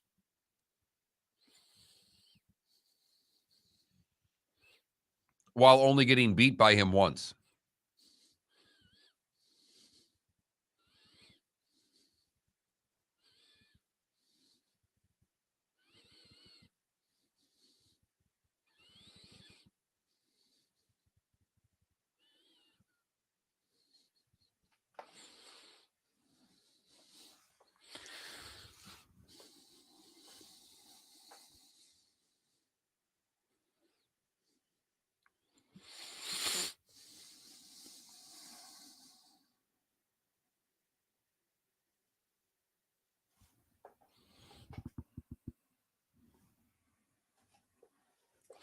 Talk a little golf here. Yeah, I got a couple of poll questions to get through here quickly. Okay.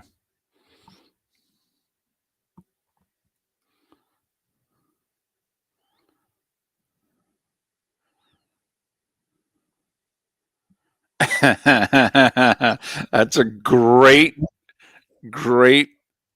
tweet there, fam. That's fantastic.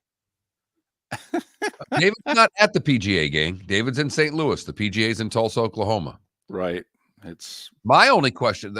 Did you guys go get something? Did he just take you right back, or did you go? Oh, no. I had ribs last night. No. So did you order your normal way at a restaurant, and did Joe cringe at any point? No. In fact, I was sitting in between Joe and Michael Collins, and fortunately, I sat next to another chubby guy. So, no, Michael and I, as everybody was ordering salmon and salads, we looked at one another and we both ordered the ribs.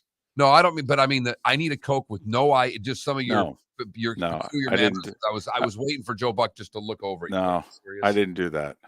But I was the first one at the table to order a beer, and then everybody else ordered one. Everybody was doing the "I'll have water" routine. I said, "I'll have water, but I'll take a beer." Michael's got the gray-haired beard and the bald head. You got the gray-haired head and bald face. And he's got the Lovie Smith thing going. Apparently, he said it was bigger last week. He actually reined it in.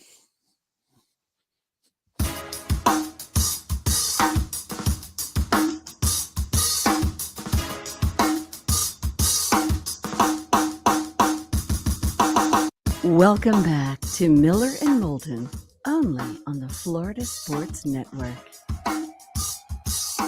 21 minutes past the hour.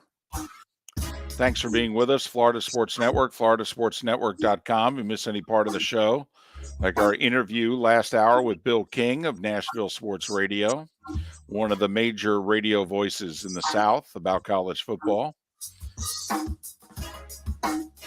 And it's the focus of our poll question, Mark. You don't get many college football poll questions in mid-May. Whose team you on? Team Jimbo, Team Nick? I'm Team Jimbo for what it's worth. I am as well, but it's nuanced. And I went to floridasportsnetwork.com, FL Sports Network, that David Moulton, the Mark Miller. I voted in the poll question, but I always give my reasoning why. And I said Jimbo, not because of what Nick said is necessarily wrong. It's that A, you don't go public with it, and then B, you don't try to settle it in private. All of those things. So, Go ahead. I was just going to say right now, 3/4 of you are on Team Jimbo. I saw a poll last night that was out there, and it was done, with a national audience, and it was about 58% Jimbo. We had a couple of poll questions yesterday. First one's not looking good for most of us because 61% of you said that Tiger would make the cut. And right now he's got work to do if that's going to happen. He's going to have to probably shoot par. Even one over today? Well, one over I think would be fortunate because the cut would be 2 over right now. There were 74 golfers, I think, that were 2 over or better. So even the 3 overs would miss the cut. So double it's 4, yeah, maybe. If it gets harder, right? Maybe. I maybe. think even is what he has to shoot. Maybe 1 over if scores get much higher today. That's all. I'm sorry, Mark. Physically, he did not look good yesterday. No, he did not. No, for all the talk that he was much stronger and all the things he said, he did not look it at all. Seemed to rely on his golf club everywhere he walked. I mean, I joked to you, David, even on the very first hole, when they all left 10, teeing off, Tiger was quickly 20 yards behind the other 2 guys. And he hit last, so he's going to start a little bit later. But, I mean, he just kept falling further and further behind his playing partners walking down those hills. And it looked bad right from the get-go to me. People who have been on site said he looked good Monday, he looked good Tuesday. He was slowing down on Wednesday, but he wasn't limping, but he was moving more slowly. And then yesterday you could see it early. Got off to a great start, 2 birdies through his first 5 holes, and then, well, it went the other way, and it went the other way quite quickly. I mean, Mark, think about this. He bogeyed 6 of his last 10 holes. That's a professional. I mean, that's the type of stuff that, we're used to scorecards like that. Right. I mean, Tiger bogeyed 6 of his last 10 holes. That's a guy who was struggling physically. And even he acknowledged it afterwards. I think I did Wednesday too, but throw a double in there as well. All right. The other poll question was much more important, David. If you score an 80 on a test, what grade would that be? That had 3 times the votes about how Tiger would do in the PGA. And nearly 80% of you said it would be a B. Of course you did. Let's lower the standards. Yep. And you're all complaining about participation trophies and things aren't as good now as they were then and higher standards. And we keep, okay. All right. But make sure that's a B. My 81 should be a B.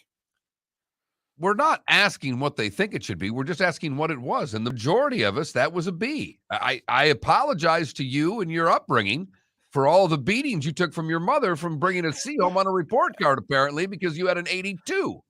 Actually, my mother never beat me over grades. The grades, it was the comments. The comments were the problem. They always are, David. Right, because the comments are your behavior. My mother was never really concerned about the grades. My mother, fortunately, thought, my kid's fairly smart. He's going to be okay from the smart standpoint. All right. But he's got to behave himself, and he's talking in every class. I mean, Mark, the worst thing you could get on a report card. I mean, I actually in one class got an A and a U. And And I don't know, for those of you that didn't have the satisfactory or unsatisfactory, it basically was about your behavior in class. And I would get an A and a U.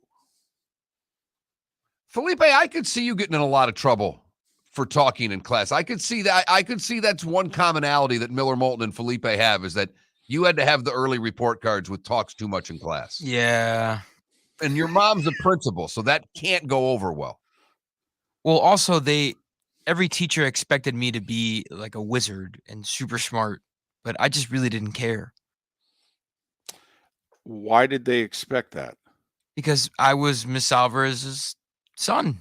Gotcha. Miss Alvarez. Oh my God, she's the best. You didn't go to your mother's school, did you? Like the school that she worked at? Yes. Okay. See, there was something that my mother and I talked about. All right. And my mother made sure my mother had a chance to work in my school district. All right. And she specifically didn't do it for the reason that did not want the two of us in the same building. Didn't think it would be good for either one of us. And I thanked her for that. There were pros and cons. I'll say that. I wouldn't mess around with her. I'd just be like, "What's up, Miss Alvarez?" I wouldn't call her mom. It would. But and just a little behind the curtain here, it was just my mom and I growing up. It would have made life a lot easier for my mom if we were going to the same place every day. A lot easier. And she said, "Yeah, this would not be good for either one of us." Really? Yeah. And she was right. Absolutely right. Well, she would have heard everything. Even if she didn't want to, she would have heard it. My mom gave me a detention one time. That's great. I like her really even is. more now. She didn't care. What did she give you detention for? I was rapping in the hallway and screaming lyrics that were pretty vulgar. Unbelievable. At the school that your mother's the principal at? Catholic school that his mother's the principal at. Yep. What's the matter with you? She opened the door and I was right there. She's like, "Come here." Lucky you only got one. You got a break. Should have got a week's worth. Yeah, really. Could have been sent home. So Team Jimbo, Team Nick, that's our question today. An 80 is a B. We've come to that. All right. If you guys say so, that's fine. I can take the loss. I can just behave unsatisfactorily, but I could take the loss. Well, this is the one place we can never talk too much in class, David. Right. My mother just texted me, and you would have been beaten up daily, honking off the kids. Miller and Moulton, thanks so much for being with us. I'm not crazy about this course. I got to be honest with you. I mean, I'm sure from a pure golf standpoint, what Gil Hans did 4 years ago in the redesign, I'm sure to play it, it's spectacular. The variety of tees. Sometimes you can cross over. But I got to be honest with you. I don't see a signature hole. 18 is a bogey hole right now. I guess the tournament will be okay because the field, the elite is rising, but course isn't doing it for me. Well, in 17, they can get home, right? Is that the par 4 that they actually, if they want to, they can stretch it out and get there? So I do think that that's an interesting hole come Sunday, that there can be decisions made there. But the crossing over and hitting over greens and the crossing over and hitting over fairways it almost seems gimmicky to me, David. So, but the course seems fair. The players were complaining a little bit about the bunkers. Some of them, they didn't think had enough sand, complaining about some of the lies in the bunkers that you couldn't necessarily get a clean lie. I will say, Jack, who obviously has designed hundreds, if not thousands, of courses, he's always said, I feel the bunkers should be punitive. And players these days are not used to the bunkers being punitive. Well, and they switch from a different sand to a coarse sand, so they're getting a few more rocks in there, and it's tough to spin the ball. The other thing is the rough, that they're either getting a flat lie or flyers, nothing in between, and that's causing havoc if you miss the fairways. But the fairways are pretty wide for a major championship. The starting five, albeit an hour late, is next. Miller and Moulton, the Florida Sports Network. Golfers, are you bored of the same old driving range warm-up routine that's not getting you the results that you want on the course? Power up your golf swing by adding resistance bands to your range sessions with the Orange Whip Golf's Power Strap Kit. Featuring band attachments to your feet and hips, Power Strap resistance training will boost club head speed, increase power, improve flexibility, all with just a few swings. Buy a Power Strap Kit today. Go to orangewhipgolf.com and use code Miller10 to receive an additional 10% off the already great price of $119. Bring your big mouth to John Smith Subs and indulge in their overstuffed subs with the freshest quality ingredients. Enjoy our famous steak bomb with perfectly grilled marinated sirloin steak topped with provolone cheese, grilled onions, peppers, mushrooms, crispy bacon, juicy tomatoes, and creamy mayo. Boom! Made-to-order crispy fries can be paired with the Gator, the Cuban, the chicken bomb, or the Italian. Love local. Eat delicious with John Smith Subs. Find a John Smith Subs location near you today. David Moulton for Napa, Napa Auto Parts, and Napa Filters. Insist on Napa filters for your vehicles, or if you're a do-it-yourselfer, only buy Napa filters. Napa has a filter for almost anything on earth that moves, whether it's motorcycles, foreign and domestic cars, vans, SUVs, earth-moving equipment. You get the idea. Napa Auto Parts, Napa filters. Insist on them for your vehicles, or if you're a do-it-yourselfer, only buy Napa filters. Mark Miller for SWFL Golf Carts, or online, flgolfcarts.com. If you're looking for a golf cart, an e-bike, or an e-motorcycle, go visit Alex and the gang at SWFL Golf Carts. flgolfcarts.com online. Check out their whole inventory. If you're looking for a custom cart, they can take care of you. 2-seater, 4-seater, 6-seater, they've got you covered. E-bikes, nobody better for value and service. E-motorcycles, check them out. Again, flgolfcarts.com. flgolfcarts.com. You were listening to Miller and Moulton on the Florida Sports Network.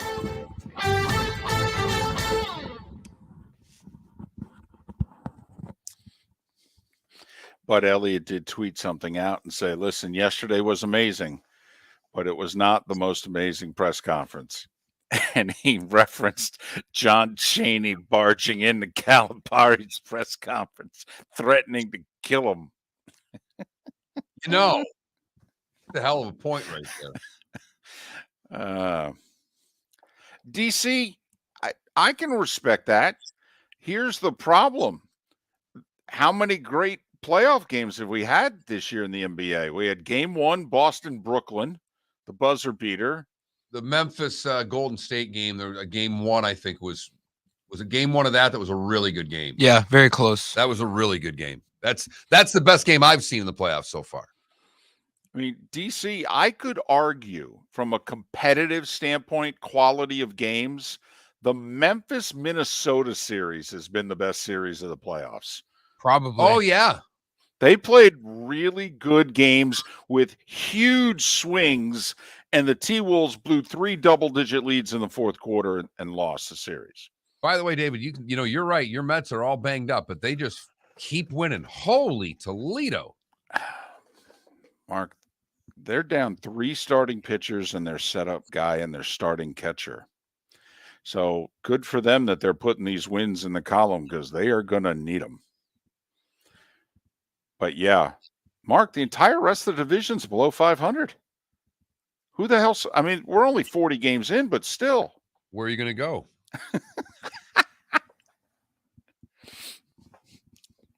Those damn Metropolitans. Well, for $280 million, you should win a few games or whatever it is.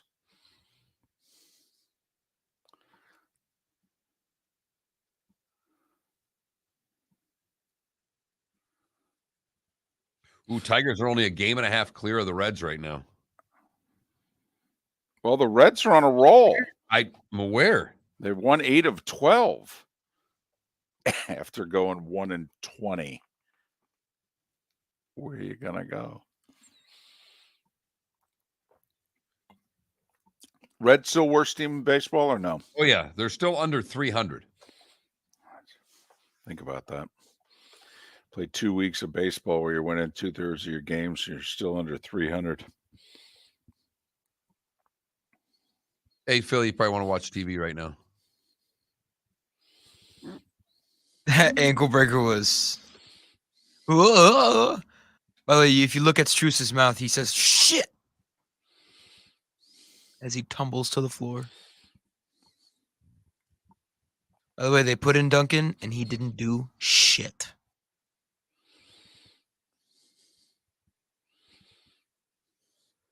$90 million. Well, I mean, they've basically benched him for a month. So, I mean, you might want to give the guy a little bit more time to get out of it instead of one appearance in garbage time. Right. And they basically played him twice in garbage time so far in the playoffs. Mm-hmm. Well, because he played in the first round against Atlanta. And by the way, the first game of the playoffs, he had 7 threes. And he led all Heat in scoring. But that was a month ago. That was a month ago.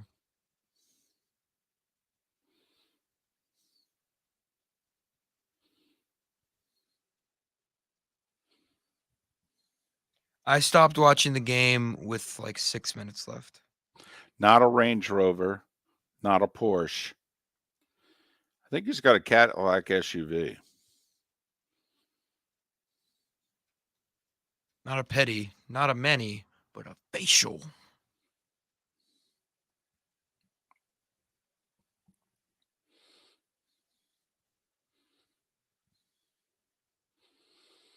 Don't worry, bad golfer. We get it.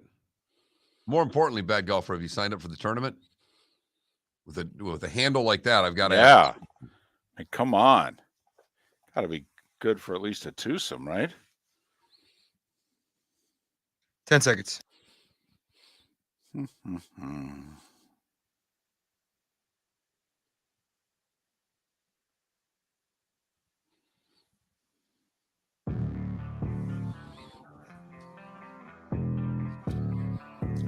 Thanks for listening. And now, more of Miller and Moulton on the Florida Sports Network.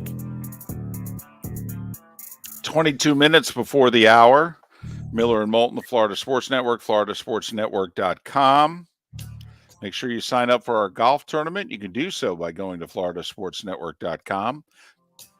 It's also where you can go to vote in our poll question, which today is which team are you on? Team Jimbo, Team Nick.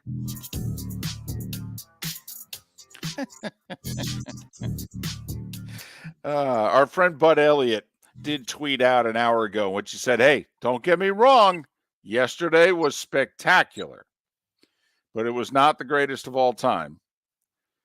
John Chaney did barge into a John Calipari press conference one time and was cursing and threatening to kill him and had to be physically removed. Now, I will say, if Jimbo and Nick were in the same place yesterday, that could have been Jimbo.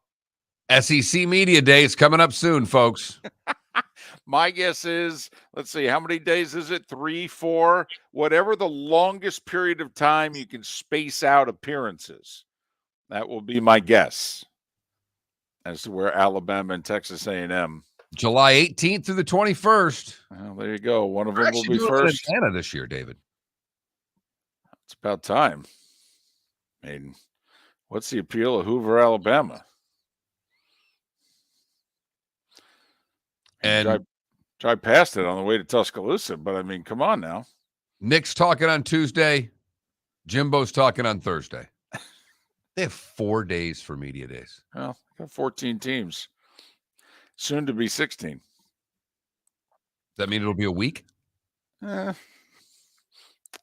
I just think the 4 days will be more packed. I hope so. That's a little much for SEC media days. It sure is.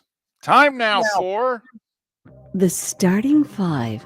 5 stories you need to know. It's the Starting Five on Miller and Moulton. Here's number 1. Jimbo Fisher verbally eviscerates Nick Saban yesterday after Nick's comments about A&M buying all their players. And then Nick's complaints about NIL, which are not unfounded. Oh, by the way, the transfer portal still alive and well. The Biletnikoff winner, Pitt wide receiver Jordan Addison, yeah, he's now USC wide receiver Jordan Addison. Mick Hubert, by the way, retired after 33 years of the voice of the Gators. I believe this weekend, starting tonight, final home baseball series for the Gators, and Nick's calling it. Well, to be honest, I don't know if they're home or away, but I read where he's going to do this weekend's baseball, and that's it. 33 years voice of the Gators. Oh, my. Mick Hubert retiring. I mean, and that, that's obviously the great Mel Allen's line, but he made it his own. And then Dick Enberg, yes, but he did. I mean, it seemed authentic. There's no doubt. There is no doubt. And as someone who started listening to him not being a Gator fan, even to me, it seemed authentic. And there's many a Gator who took to Twitter yesterday to basically say, whether it was basketball, baseball, or football, he was the voice track of basically my fandom. 33 years. And when you think on top of it that Deckerhoff, after nearly 50, walking away from the Knolls, football is going to sound very different in the fall in Florida.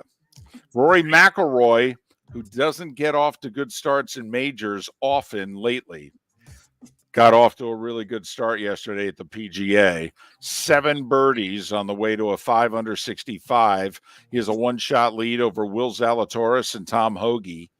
3 other golfers are 2 back, including Justin Thomas, the only guy on the first page of the leaderboard who played in the afternoon yesterday. Tiger's 4 over, in danger of missing the cut, probably has to shoot even par today.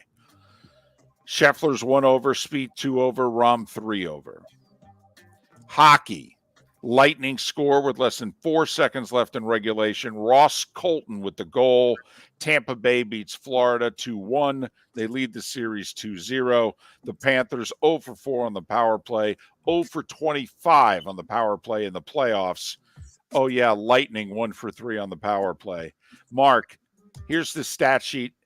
Panthers had 8 more shots, 14 more hits, won 57% of the faceoffs, and lost. You know why? Yeah. They don't have a Basil. right. Most teams don't have a Joe Burrow. Nobody's got a Vasilevsky. Nope. Not anybody that's playing right now, that's for certain. Games 3 and 4 are back-to-back, Sunday afternoon and Monday night in Tampa. Talking, I think, 1 o'clock, something like that on Sunday. So 3 and 4 back-to-back. St. Louis, even the series with Colorado. David Perron with 2 goals. Blues 4-1 over the Avs. Game 2's tonight in Carolina and Calgary. The home teams are both up 1-0 on the Rangers and Edmonton, respectively. NBA last night, Celtics evened up the Eastern Conference Finals, 127-102 against Miami. They led by 25 at the half, so this one was over early. They shot over 50% for the game. They hit 23s. Yeah. Game 2 Western Finals tonight. Mark, the Warriors are a 6.5-point favorite. You and I both went down taking the points with the Mavs in game 1. 5 then, 6.5 now. So, something to ponder. Lewis Robert with a homer and 4 RBIs. White Sox beat the Royals 7-4. Trevor Story made history yesterday. No second baseman had ever hit 3 homers and stole a base in a game before. He did that. Drove in 7 runs in Boston's 12-6 win over Seattle. Baltimore got a walk-off homer by Santander in the 9th. Beat the Yankees 9-6. The Mets injuries keep piling up. Max Scherzer could miss 2 months with an oblique injury. So they have 3 starting pitchers on the IL. Their starting catcher on the IL. And their setup guys probably out for the year. Yet they're 26-14 and lead the division by 7. No idea how they're doing it, but Alonso had a 2-run homer in the 10th to beat the Cardinals 7-6 yesterday. A bomb. Yes, he did. A bomb. That was just drop the bat and take your time. Phillies lost to the Padres 2-0. Yu Darvish with 7 shutout innings. Reds doubled up Cleveland 4-2. Where are you going to go? They've won 8 of 12. And yet are still under 300 on the season. Only a game and a half behind the Tigers, though, for the worst record in the sport. Arizona Two oldest beat the franchises. Cubs. Way to go, guys. Yeah, I know. Arizona beat the Cubs 3-1. And remember how we said, San Francisco had beaten the Rockies 12 times in a row? Well, Houston's beaten Texas in Houston 11 times in a row now. They beat the Rangers yesterday 5-1. The Ravens' longtime punter, Sam Koch, retired. He was 39 years old. He's played the second most games with his current team of all the players in the league. Only Aaron Rodgers has played more games with his team than the Ravens' longtime punter. They drafted his replacement. They'll save $2 million against the cap. 9-horse field for the Preakness, Mark. 9-horse field. Epicenter, who finished second in the Derby and is racing out of the 8 post, is the 6-5 favorite. Early Voting, which did not run in the Derby, racing out of the middle in the 5 post, is 7-2. Simplification, who was 4th in the Derby, is on the rail at 6-1. But a lot of people are talking up the filly. Secret Oath. D. Wayne Lucas trained, won the Kentucky Oaks. Racing out of the 4 post is a 9-2. So the third betting favorite is actually the filly Secret Oath. That'll have me. I'll root for the girl. Hank Goldberg is discounting Secret Oath. I will say Hammer and Hank had a rough decade, but in the last 3 years, he's had a pretty good run talking the horses. And he's saying no go on the Oaks or on the Oaks winner? Yes, he wants no part of the filly, interestingly enough. So I didn't pay to get his picks, but he gave a teaser in which he said, but the one horse I'm discounting is Secret Oath. So we got to throw that in there. And that is the starting 5. And we did it now because we had Bill King in the normal time slot for the starting 5 at 6:38. And so, just he did the work. We might as well let him do the segment. Right. And, and also many of you are just joining the show. And this is kind of what happened last night in case you missed it. It's our local sports page or our national sports page for you. If we had the national, that's what would be on that agate page right there. That was the best year and a half. They went through 10 years worth of money in a year and a half. I will tell you what, I know the New York Times bought The Athletic. They are eerily close to trying to mimic the amount of money that The Athletic went through. I mean, this thing's losing $50 million a year right now. I don't know how much longer the Times is going to sustain this business model. Well, my question is, how can you have a website that bad? I mean, it is so difficult to maneuver, so bulky. I mean, I got to admit, I'm not thrilled with the New York Times website either, but I mean, the Athletic website's awful. You're going to get 0 arguments from me. And the content's tremendous, but the site is horrendous. Miller and Moulton. A lot going on today. Little Jimbo and Nick talk. We obviously have games 2 in both the Eastern Conference Final and the Sunshine State Series. Boston equaling up the series last night, dominating the Heat. Jimmy Butler, the only Heat player that showed up for game 2. I don't think Heat fans should overreact. I do think they need Lowry back, David. Yeah, I'm with you there. I think the problem, though, is that he falls into the Chris Paul category. Paul, 37, apparently hampered by a thigh injury. And once he was hampered, I mean, he was of no use to them. And I think they're keeping Kyle Lowry out until they can play him and not lose him again, if you know what I mean. Well, it's getting late early, though. It is. And I think you can give it a go in game 3 without him if he's iffy. I think you need him once you're behind. going to say the exact same thing, David. If you go down 2-1, then I think you have to press him into service. You know, as Felipe said, he can control the pace of the game. These are going to, at some point, the rock fights are going to continue. We're going to have a good game rock fight. And I like the idea of having a Lowry out there because at some point, they're going to need someone to help distribute and get more scoring out of somebody not named Jimmy Butler. By the way, it's worth mentioning, Kyle Lowry is a hitter from 3. So 3-point shooting as well will be provided. If he plays, when he plays. If you think about this, the Celtics have had 3 good halves. The Heat have had 1. That's what would concern me more if I'm a fan of the Heat right now. I mean, because remember, the Celtics had a really good first half of game 1. Well, you could argue the Heat's had one good quarter. They had a great third quarter because the fourth quarter in that game was reasonably equal. I mean, the Celtics made a couple of runs and tried to make that a game again. So I could argue that the Heat have played a good quarter so far in this series. So now we have to ask ourselves, is Boston just better than Miami? And that's why the 8 quarters have gone the way they have. Or if you're a Heat fan, well, heck, we're only playing at about 60% capacity here, and we're 1-1. We can actually find our game here, we could still be okay.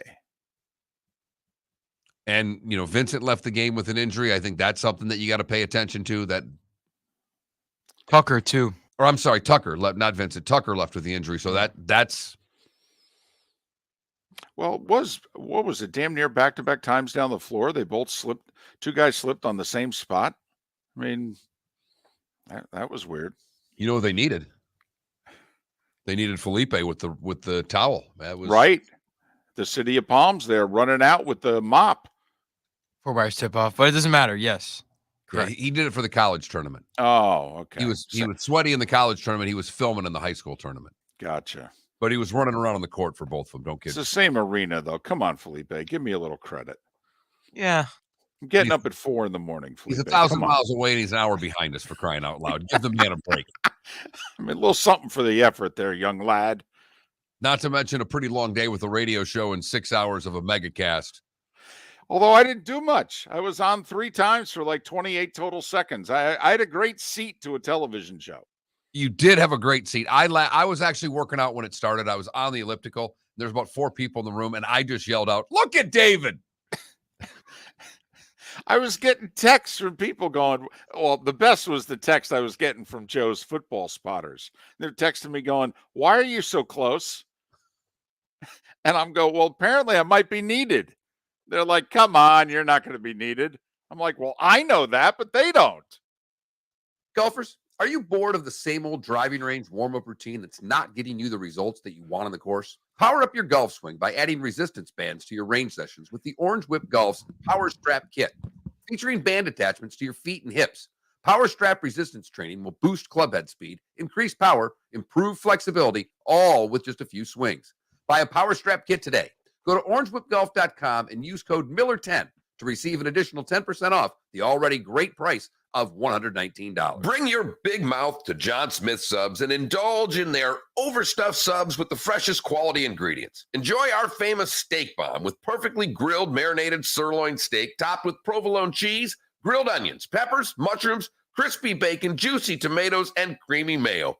Boom! Made-to-order crispy fries can be paired with the Gator, the Cuban, the Chicken Bomb, or the Italian. Love local. Eat delicious with John Smith Subs. Find a John Smith Subs location near you today. David Moulton for Napa, Napa Auto Parts, and Napa Filters. Insist on Napa filters for your vehicles, or if you're a do-it-yourselfer, only buy Napa filters. Napa has a filter for almost anything on earth that moves, whether it's motorcycles, foreign and domestic cars, vans, SUVs, earth-moving equipment. You get the idea. Napa Auto Parts, Napa filters. Insist on them for your vehicles Or if you're a do-it-yourselfer, only buy Napa filters. Mark Miller for SWFL Golf Carts, or online, flgolfcarts.com. If you're looking for a golf cart, an e-bike, or an e-motorcycle, go visit Alex and the gang at SWFL Golf Carts. flgolfcarts.com online. Check out their whole inventory. If you're looking for a custom cart, they can take care of you. 2-seater, 4-seater, 6-seater, they've got you covered. E-bikes, nobody better for value and service. E-motorcycles, check them out. Again, flgolfcarts.com. flgolfcarts.com. Mark, we're playing golf. Saturday, June 11th, a scramble at the West Bay Club in Estero. Go to floridasportsnetwork.com to sign up now. I'd like to thank Budweiser, Twin Peaks, and Southwest Florida Golf Carts. I got some good stuff there. flgolfcarts.com. Where are you going to go? floridasportsnetwork.com. Sign up for our tournament Saturday, June 11th, a scramble at the West Bay Club in Estero. Your golf will include your foursome and a chance to have lunch and awards after. Sign up at floridasportsnetwork.com. Golfers, are you bored of the same old driving range warm-up routine that's not getting you the results that you want on the course? Power up your golf swing by adding resistance bands to your range sessions with the Orange Whip Golf's Power Strap Kit. Featuring band attachments to your feet and hips, Power Strap resistance training will boost clubhead speed, increase power, improve flexibility, all with just a few swings. Buy a Power Strap Kit today. Go to orangewhipgolf.com and use code Miller10 to receive an additional 10% off the already great price of $119.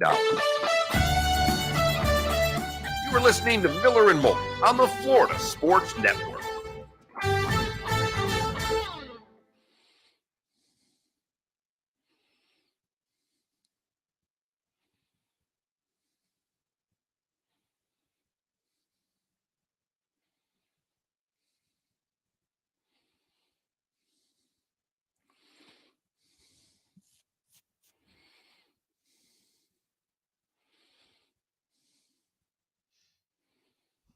David, Yes.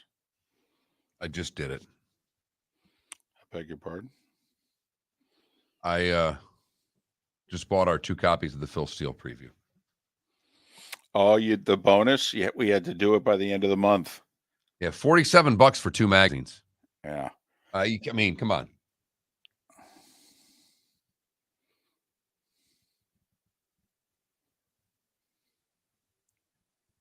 He was just tweeting out something about ordering the VIP package. I'm like, all right, let's get this ordered now.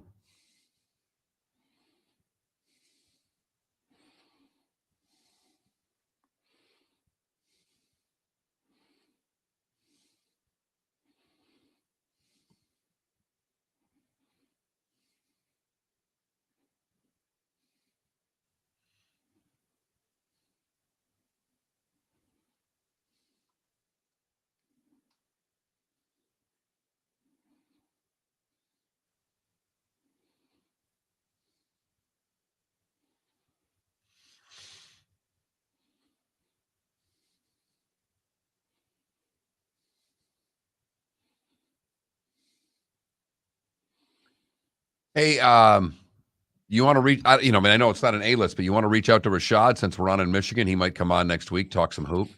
Okay.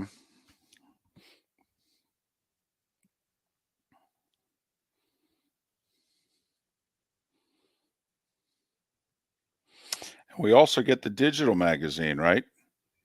Not with that one, just the magazine. It was like $150 for the digital magazine. I passed on that. Okay.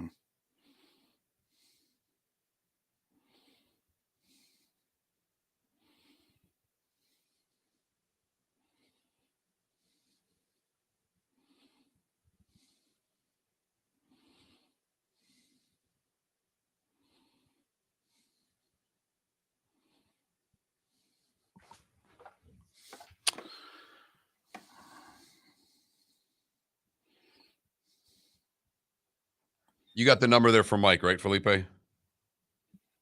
Say again? You got the number for Mike, right? I texted you that. Okay.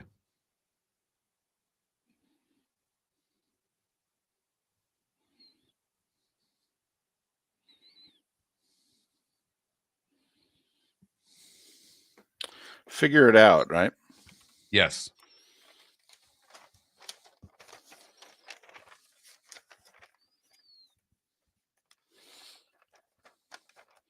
Miller and Moulton fan. I don't think Phil's changed it at all. I really don't. I didn't see any change in last year's issue compared to past years. Well, he always is the last 10 years of games, but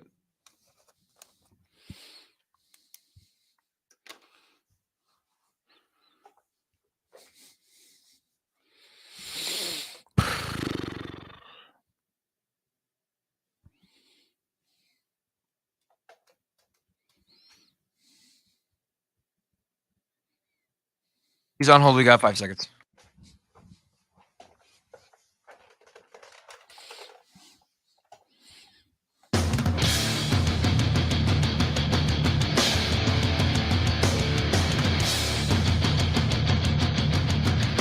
You are listening to Miller and Moulton, exclusively on the Florida Sports Network. And now here's Mark Miller and David Moulton. Final hour of the show for those of you in Lake City and surrounding areas. Tampa, St. Pete, Port Charlotte, and Venice. We're just halfway home in the 239. Miller and Moulton, the Florida Sports Network, floridasportsnetwork.com. It is a pleasure to welcome back to the show Mike Westhoff, who describes himself as a former coach and cancer survivor, but he's now an author. He's written the book, Figure It Out. You can follow Mike on Twitter at STCoachMike. ST for Special Teams Coach Mike. Mike, welcome. How are you? I'm great, guys. I'm doing fine. Thank you. all right. Well, we do this. This is the very simple question we ask everybody that's done this. Why'd you write a book, Mike? Okay. It's something I always thought that I'd like to do. It maybe goes back to my education. You know, I have my master's degree in education with an emphasis on psychology. And I always liked figuring out what makes things work and what makes people tick. And then as I got involved into what I did in my NFL career, it was in a metamorphosis type, procedure. It kept changing. And so I always thought it would be a fun thing to write about. It didn't exactly go the way I had planned it, to be honest, but it's just something I thought I would want to do and that I would. And then, of course, during after I retired from the NFL, from the New Orleans Saints, and that was enough for me. I had 32 years. And the pandemic came along. I just got into it. I started and I worked straight through almost 2.5 years till I finished. Well, you said it turned out differently than what you always envisioned it to be. In what way? Okay. When I first got into coaching, it had nothing to do with special teams. Please. I mean, I coached, I was an offensive line coach. I played as a player, as an outside linebacker, and then sometimes as an offensive center. I had a good college career. I'm proud of it. But never special teams. I didn't know anything. And then next thing you know, I'm at the Baltimore Colts. I was the strength coach because they needed one.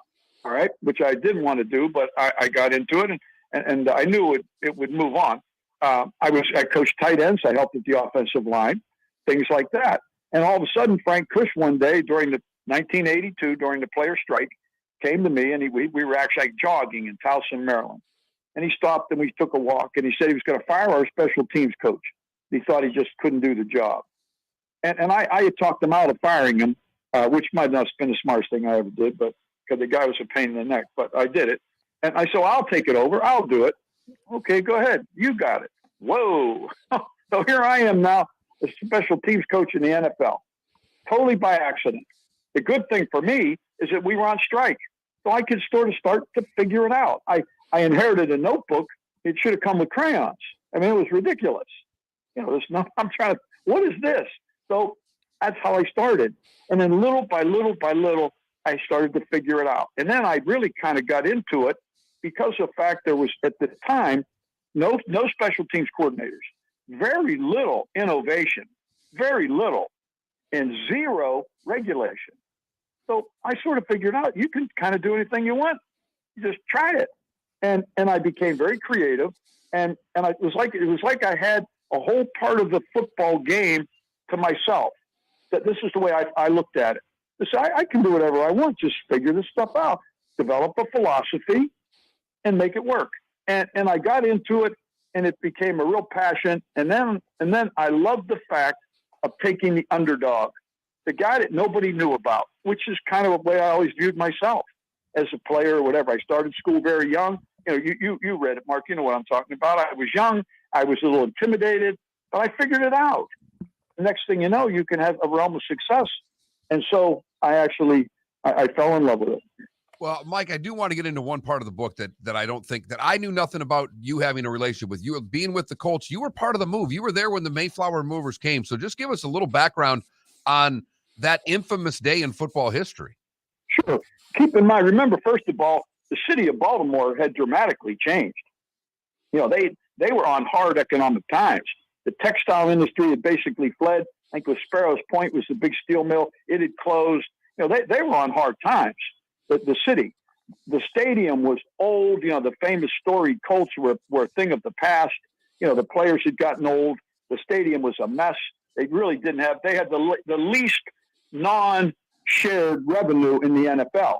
That's where Baltimore was. All right, so it was kind of a mess. And the rumors were out of a move. And so some cities started to buy a little bit. There was talk that we were going to go to Phoenix. Memphis came along. Jacksonville was being discussed. And in Indianapolis, with Lilly, the drug company, built the Hoosier Dome. They built the dome. Well, they've got a nice stadium sitting there. Well, then negotiations were going around. Everybody was thinking it might happen. And then one late afternoon, Jimmy Irsay, the owner's son, who was the acting general manager, came around to us. And when I say us, believe me, a small handful of people in that building. Most of the coaches, there was one coach he excluded, 2 film guys, 2 trainers, a couple equipment guys, and that's it. Said, stick around, guys. We're going to have a meeting tonight. So around 6 o'clock, after everybody left, everybody went home. We gathered together for a meeting. He said, there'll be boxes put in your office. The trucks are coming tonight. They're on their way. Indianapolis Mayflower Movers are headquartered in Indiana. They rendezvoused a number of their moving trucks at a truck stop on the Pennsylvania Turnpike. They brought in a small busload of manpower workers, and they told us they're coming in. We'll pack everything in your office, everything but the telephone, everything. We're going tonight. You see, the city of Baltimore owned the building. The Colts leased it from them. So they wanted to get everything out before they could lock the door. The draft was coming up. We had all our draft records. We were getting ready for the draft, all those types of things. So that's why we went at night. And then the truck started to come in, and we just packed everything in the building. Now, I was a strength coach, so I had to disassemble a weight room. Good luck, Mike. It was sort of rainy. The weights were all rusted. Oh, it was a mess. But it was like they were like ants. They took everything in the building, and as soon as the truck was packed, another one came in, and then they just moved. And then we got everything out. They rendezvoused back. The Indiana State Police escorted them to Indianapolis.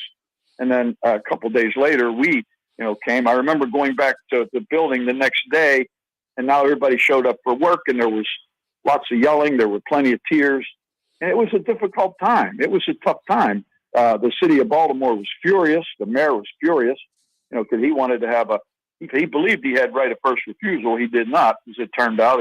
And the Colts took an offer and went to Indiana, and now Indianapolis opened up with this nice new stadium and new radio deals, and they went from having the least non-shared revenue to having right at the very top. It was a good move for the Irsays, a tough move for people involved. For us as coaches, we go where the job is, and that's how it happened. I remember all these people were gathered at the gate. They weren't going to let me get out. I remember stopping and I say, guys, this wasn't my idea. I do what I'm told. I said, so get the hell out of the road. Let me go home. So that's just the truth. That's how the whole thing worked. And it came that fast. We actually found out around 5 or 6 o'clock that the trucks were on their way that night. And no one else in the building ever knew.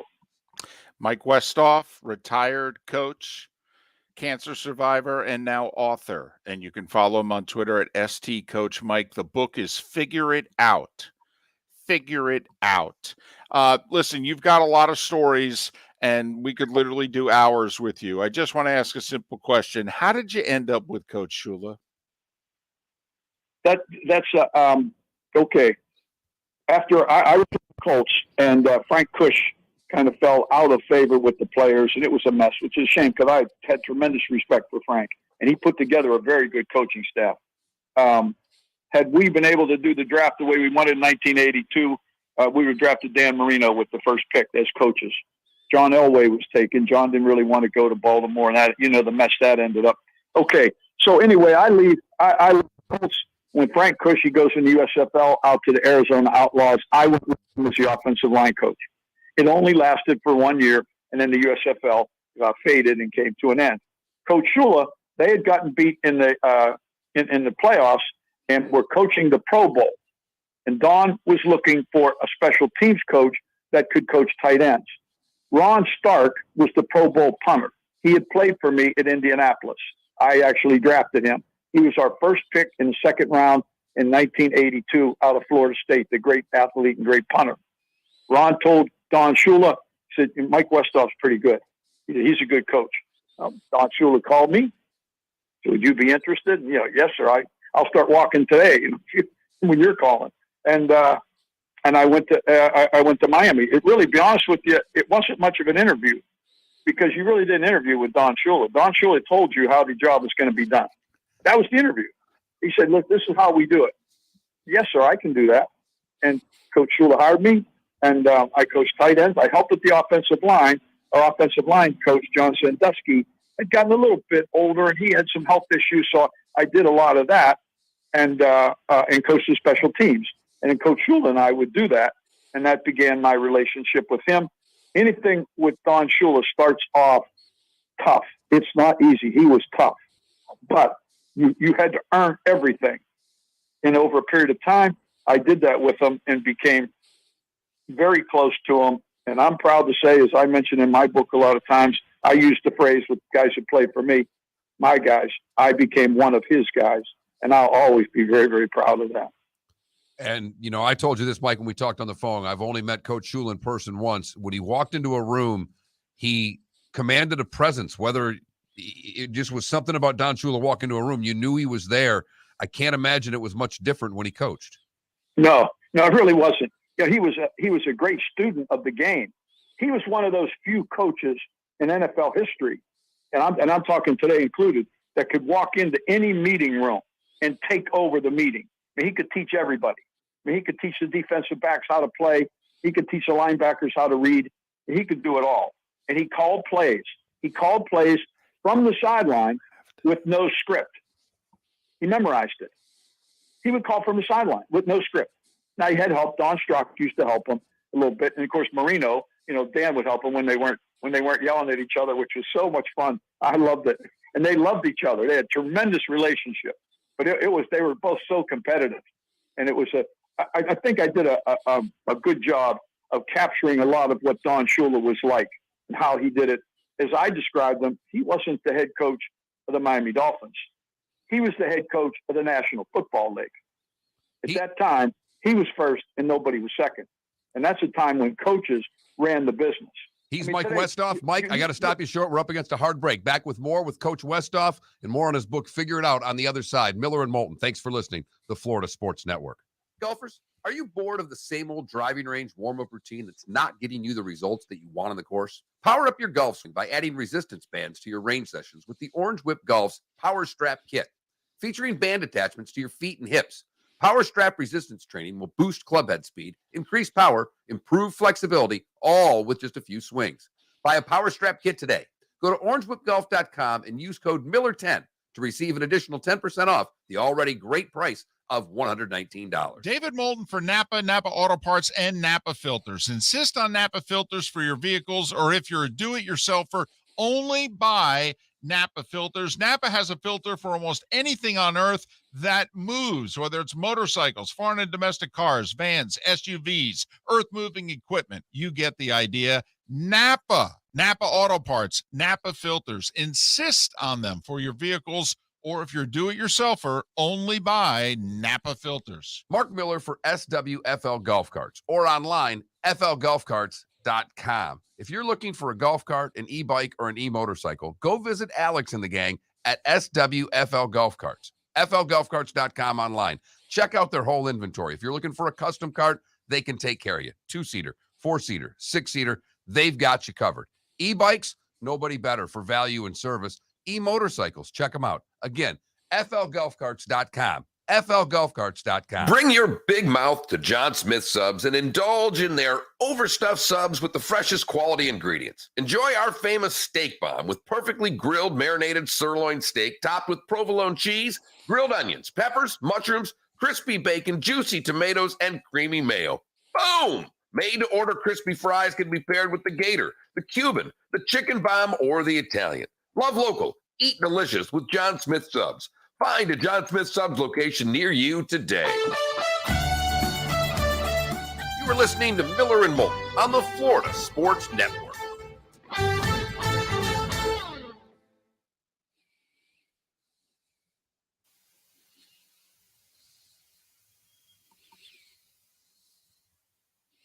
Mike, you there?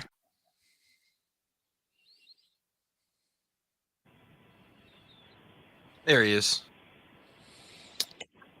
Coach, Yes, how are you?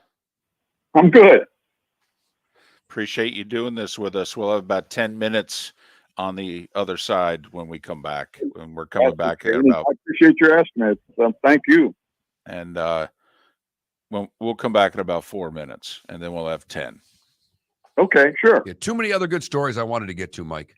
It's okay, mate. You know, when the book, because you can get it now on through Mascot Books, but it comes out everywhere in July. And so maybe sometime right as it's coming out, I'll come back, and that'd be great for me. In fact, when we do that, I'd like to have you come in the studio and sit down. Maybe we might even do the whole hour with you. I'll be happy to do it. I'll drive wherever you are. I'll come in and do it. Yeah, we're just in South Fort Myers. We're not that far from where Okay. you're at. Yeah, sure. I'll do it for you. I'll be happy to do it. That'd be fun. I remember, when I came in before, I loved it. It was fun. I like listening to you guys. I have fun. I get a kick out of it. It's cool. Well, I do. Well, Mike and I were talking. He's still been getting inundated, David, as with other coaches. Because we were talking the other day on the phone. He can't even do half the crap he's doing now. Oh no, I'm done. My career's over. It's done. It's gone. Special teams are nearly gone. They got to be careful. They will be told it's gone almost in college football. It's almost totally gone. I had a head coach who was going to come by my house the other day. As it turned out, he couldn't do it. They were on a campaign, a thing down here, a conference meeting, because he wanted to try to figure out how you have to do this today. He used to be I know him when he coached at Penn State. Now he's the head coach at Marshall. And he wanted to talk to me about it. He said, it's just totally different, Mike. What do I do today? So it's different. It's almost gone. So different job. I don't want it anymore. I'm proud I had it when I had it. Have you watched any of the USFL? Yeah, a little bit, sure. A couple plays. That kickoff stuff they're doing is something that I drew up years ago. Well, that's why I asked, because, when I saw they were kicking off on the 25, I said, well, wow, they're making a statement here. They are intentionally, wanting special teams back in the game here. I find this interesting. The thing, if you look at it, though, the players, they have to have 9 guys located up in the front. They drop back to a certain area. They have to single block. You can't double team and trap and wedge and all that stuff I used to do. So basically what they've done, they've taken the kickoff return and turned it into a punt return. But the part that I at least like a little bit, it's a play. At least it's some kind of play. And maybe some good coach will sit there at night drawing it up and figure out a better play. That to me is what coaching's all about. Mike, here, we got about a minute and a half till we come back. I don't understand why they've settled the concussion suit. Why literally they just can't begin returning football to a little bit more of what it looked like. I mean, I don't understand. I mean, they're not going to get sued. It's over. They've paid out what they've paid out. The guys, they sign the retainer, whatever it is they are signing when they come into the league. I mean, that's it. It's over. That's an interesting question, Mark, if it really is over. I think they're still afraid that it's not over, and that someday, somewhere, someone's going to walk in there with $1 billion lawsuit. Now, I know they're scared to death of the collisions, the running, the length of the collision. The guys running the 40 yards and they get the big collision. That's what they're concerned about. And I think they just feel they can eliminate that fear, whether it's just a fear of injury or a fear of a lawsuit of some type, with a play that the game can survive without. I think that's the mentality. And as they talked about, this year, the greatest playoff games in the history of the NFL took place this year, greatest ever. And there was not a discernible, except for Green Bay screwing up one play, a discernible kicking play other than a field goal or two in the entire playoffs, the entire year. It was nothing. No big returns, no blocks, no fakes, no nothing. Me, I don't want to be involved. I get called every year. Mike, so what do you want me to do? How am I going to coach? Everything I did is illegal. I'm not allowed to do it anymore. We're back in 10 seconds. All right, we're coming back, Mike. All right, here we go.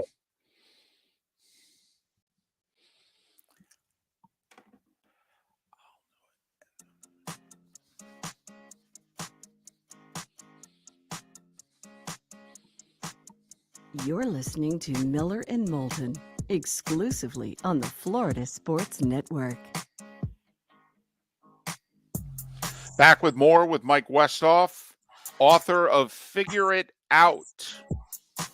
You can follow him on Twitter at STCoachMike, ST Think Special Teams Coach Mike.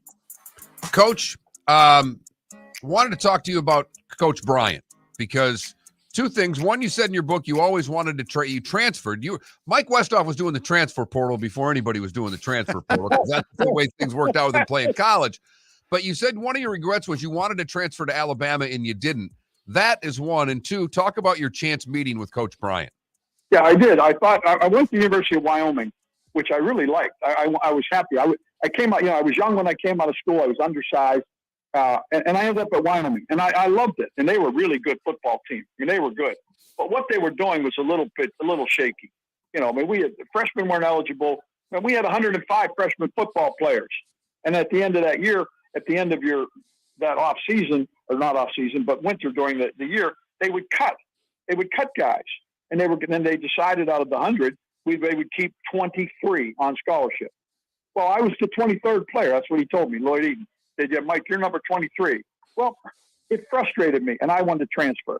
Alabama was playing kind of a fast ball at the time, and I should have transferred there. I wanted to do it. All right, but I didn't. Okay, I'm coaching at Northwestern. I'm on a vacation down at the Panhandle. As my wife and I were driving back, headed up back to Chicago, I said, I've always wanted to visit the university. Let's take a drive over. So we did. In the middle of July, I stopped. I find the field house, and I go inside. No one was there. It was empty. It was pitch dark inside.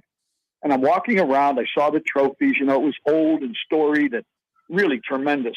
I see a light at the end of the hall, and I walk down, and there's Bear Bryant sitting at his desk by himself. He had his white short sleeve shirt on. He had a tie, his open collar, and he looked up and he said, "Can I help you?"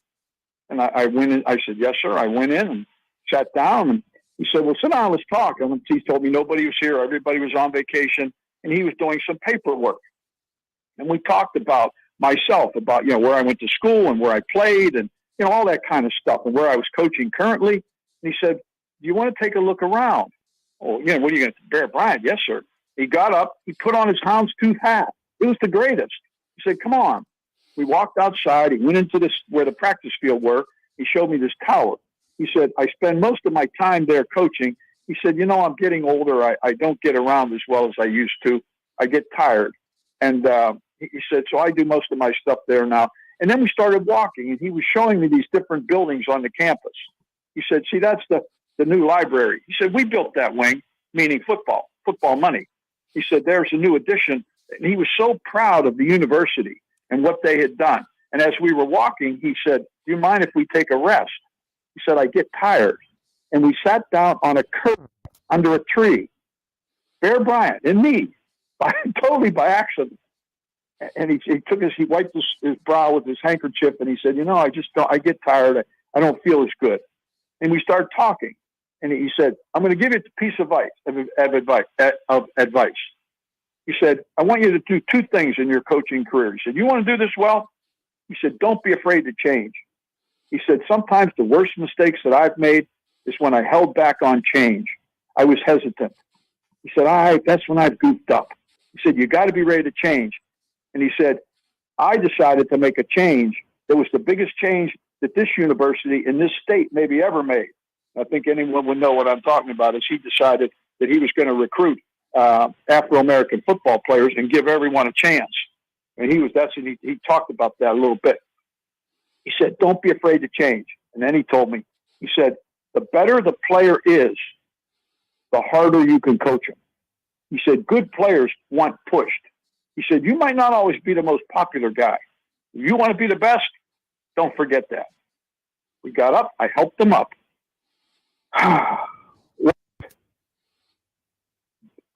Excuse me. Back to his office. He asked me where I was driving. He said, you're going to go through Birmingham. I said, yes, sir. He called this little restaurant. It was a barbecue place. And he said, now you get off. And he told the guy, he said, look, I got a coach coming in here with his wife. He said, give him a barbecue dinner and put it on my tab. I went back and went to that little restaurant and ate there. And it was just a fortuitous thing that happened to me. I took a chance, but it helped change a lot of my life as a coach.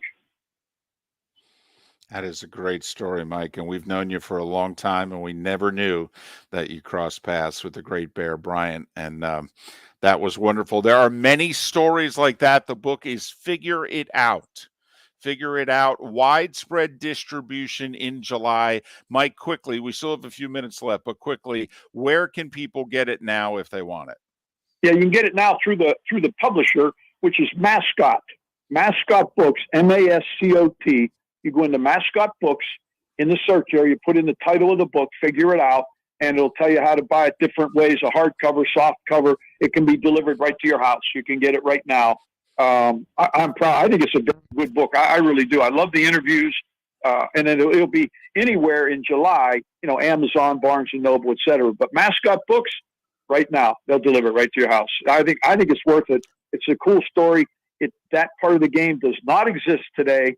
And you're going to hear me tell the story, but then you're going to hear Zach Thomas tell it, or Taysom Hill tell it, or Sean Payton tell it, or Larry Izzo tell it, or Roger McDuffie tell it. To me, I love the way that I did the book, and I'm extremely proud. Mike, now that you're retired, would you do it all over again? Oh yeah, in a second. You kidding me? It's the greatest job in the world. And I was so lucky. How did it happen for me?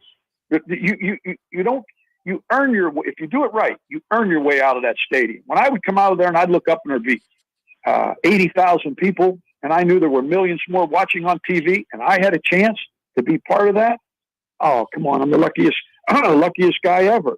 There's not, I used to get so excited. I had so much fun, and we were good. We were good at doing it. And I kind of knew that. So, for me, it was a little bit of cockiness with it too. It was just such a unique part to be a part of. A business. And so, I would do it for a second. In a second, I'd do it all over again. I don't ever regret any moment ever. Oh, there's some people I ran into, as you read about in the book, that, I wouldn't want to walk across the street when they killed them half the time. But boy, most of the guys, oh, wow, it was the greatest. Not too many players. I regret very, very few players ever. There's a couple of people I worked with I wasn't too happy about, but most of the players I loved. It was fun. Mike, get in line, Mike. Get in line with that one. I understand. I got you. That's a good one. You're right. Mike, congratulations on the book. As you get closer to publish it, we talked about it during the break. I'd like to have you in the studio and come back one more time for a few more stories and to talk more about the book. But Mike, really thank you for the time today. Thanks for the stories and always being a good sport with us. Have a great day and good luck with the book.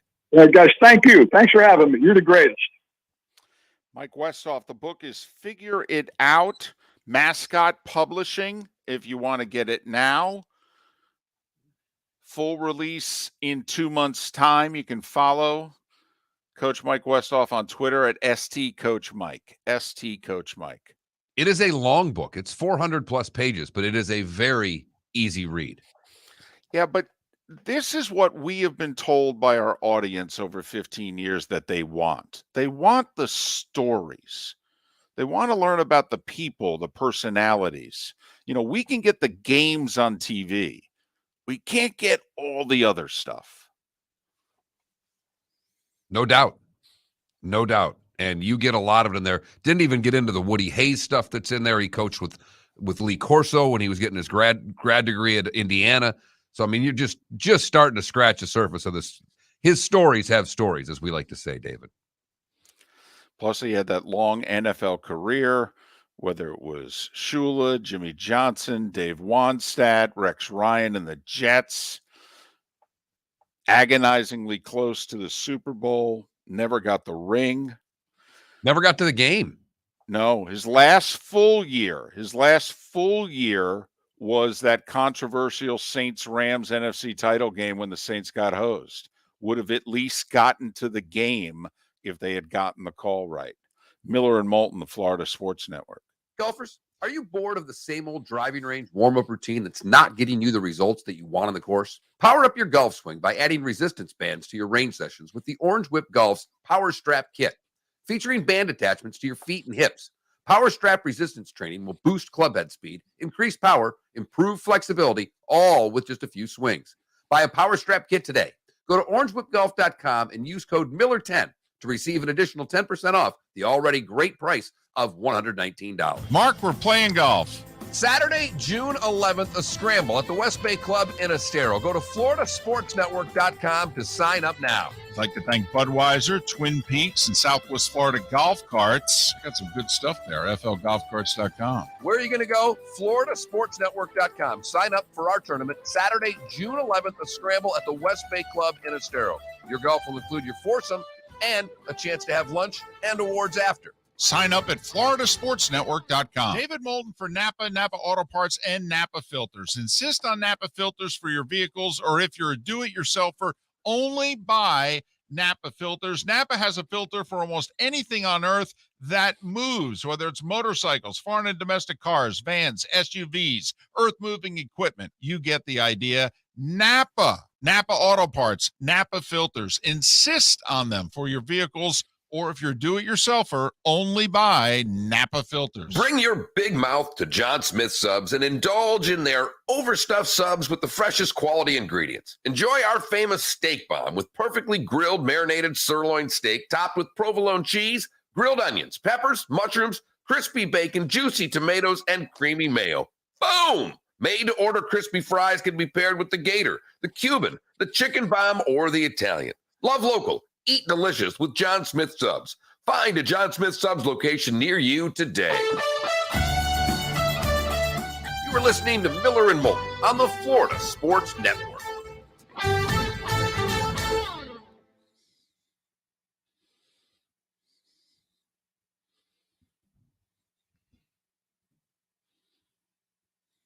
.30 interview, little starting 5 and the 7, full hour of 8. Smoke them if you got them.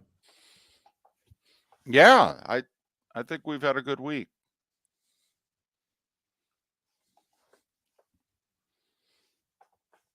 Already talked to Joe and Troy about next week. Told them what's going on. Said, hey, I need you.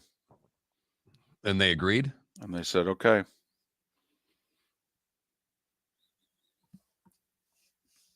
Now the real nervousness is that Felipe is going to call the two of them. And we'll see. We'll see. They may be calling in. Sometimes they like to call in. Yeah. But that's okay. They're pros. They'll call in. Oh, right. Yep. What's he going to do when Troy Aikman calls up? Well, at least he'll be awake for it. Is this just going to randomly happen now? Or are you just... We're going to have... Did you not listen? We're going to have both of them on the show next week. Yeah. Yeah, we're trying to show off. We're going to be in Michigan and Toledo, Ohio. We're going to try to actually, look like we're a decent show. True.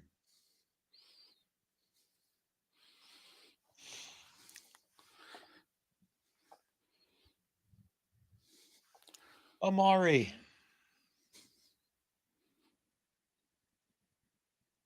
And I'm not even joking, Felipe, when Horford hit the first, because it wasn't going, when Horford hit the 3 and his first, he got that corner 3, I went, uh-oh, that ain't good.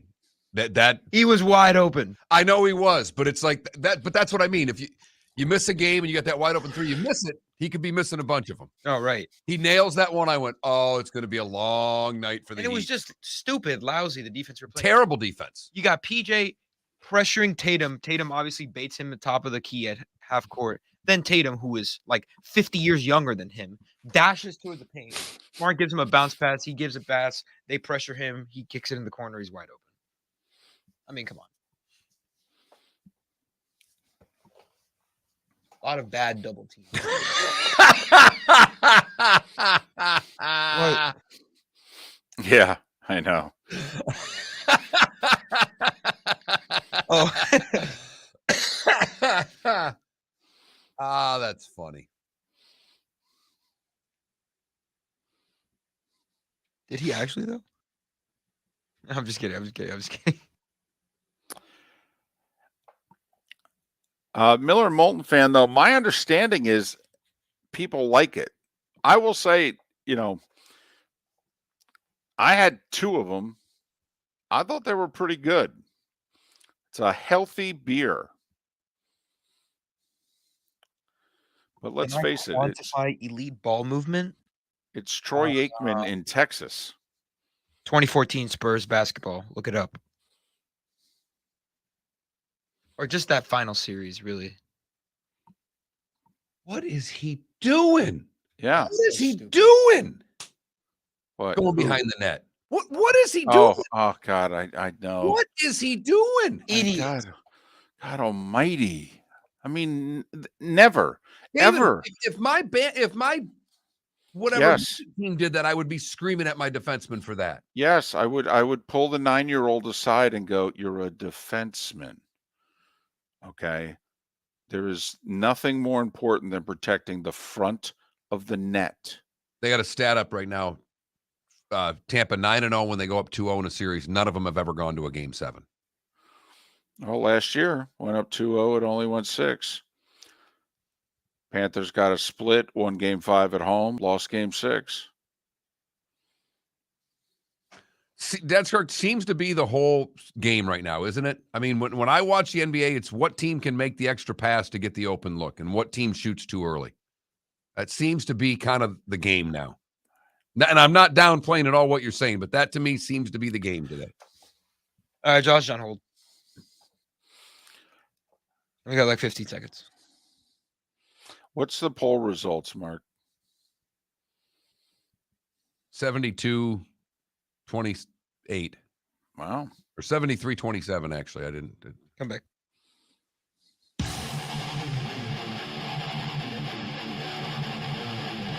You're listening to Miller and Moulton, exclusively on the Florida Sports Network.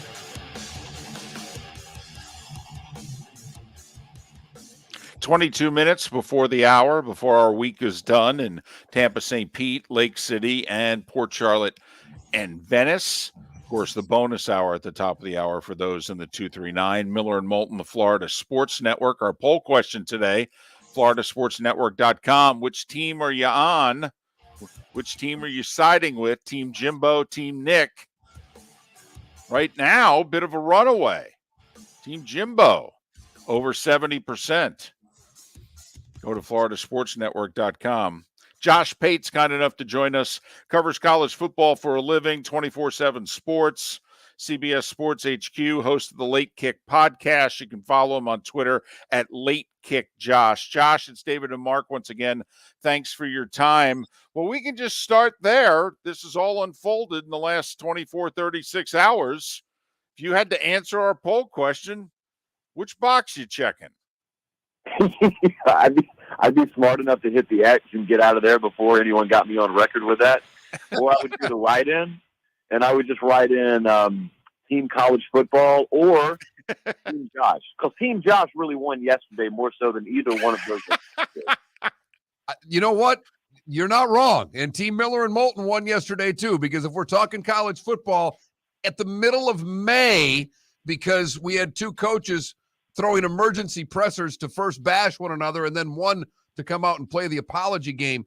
Hey, just Josh, how surprised were you that Nick went on the offensive like this?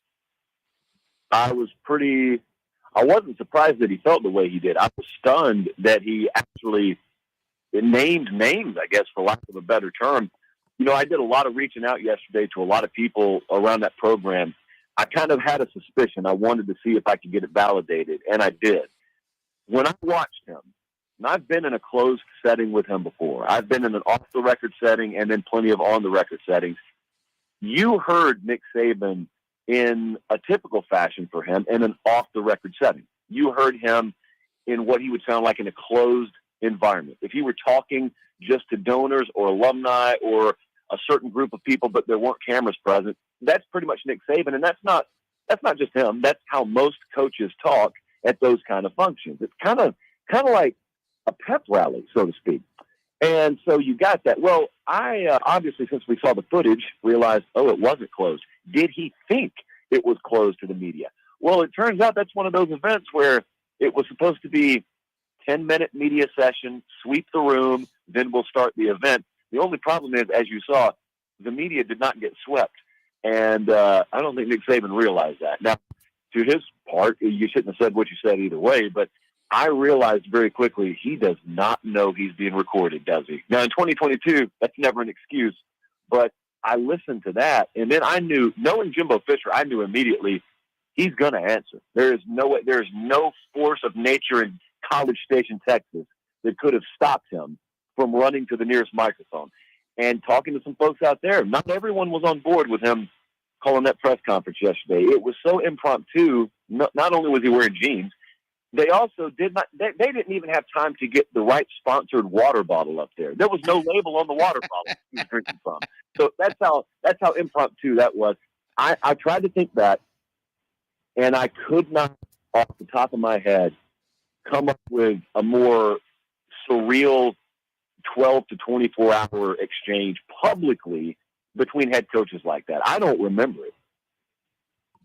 Yeah, a friend of ours, Bud Elliott, I'm sure a friend of yours, he said he has to go back to when John Chaney stormed Calipari's press conference post-game of Temple UMass in the early 90s, the last time he can remember, when two Hall of Fame coaches, I mean, let's face it, Jimbo's going to go into the Hall of Fame too, when two Hall of Fame coaches are going after one another this way. We're talking with Josh Pate, college football, 24/7 Sports, CBS Sports HQ, host of the Late Kick podcast. Follow him on Twitter at Late Kick.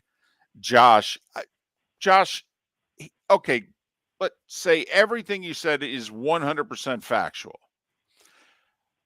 Nick has to know we can't put the toothpaste back in the tube. So why is he not ready to just move on?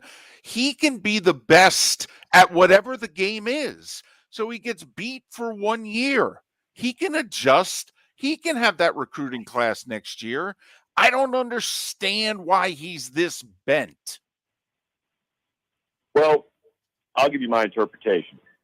When I've watched him in the past get bent out of shape with things only to then adjust and dominate using those things, I think in his mind, and I really believe this, I really believe he draws a hard line in the sand between what kind of offense you run or, what kind of quarterback you're going to use and all that stuff. That's just on the field stuff versus the fundamental way that talent acquisition happens.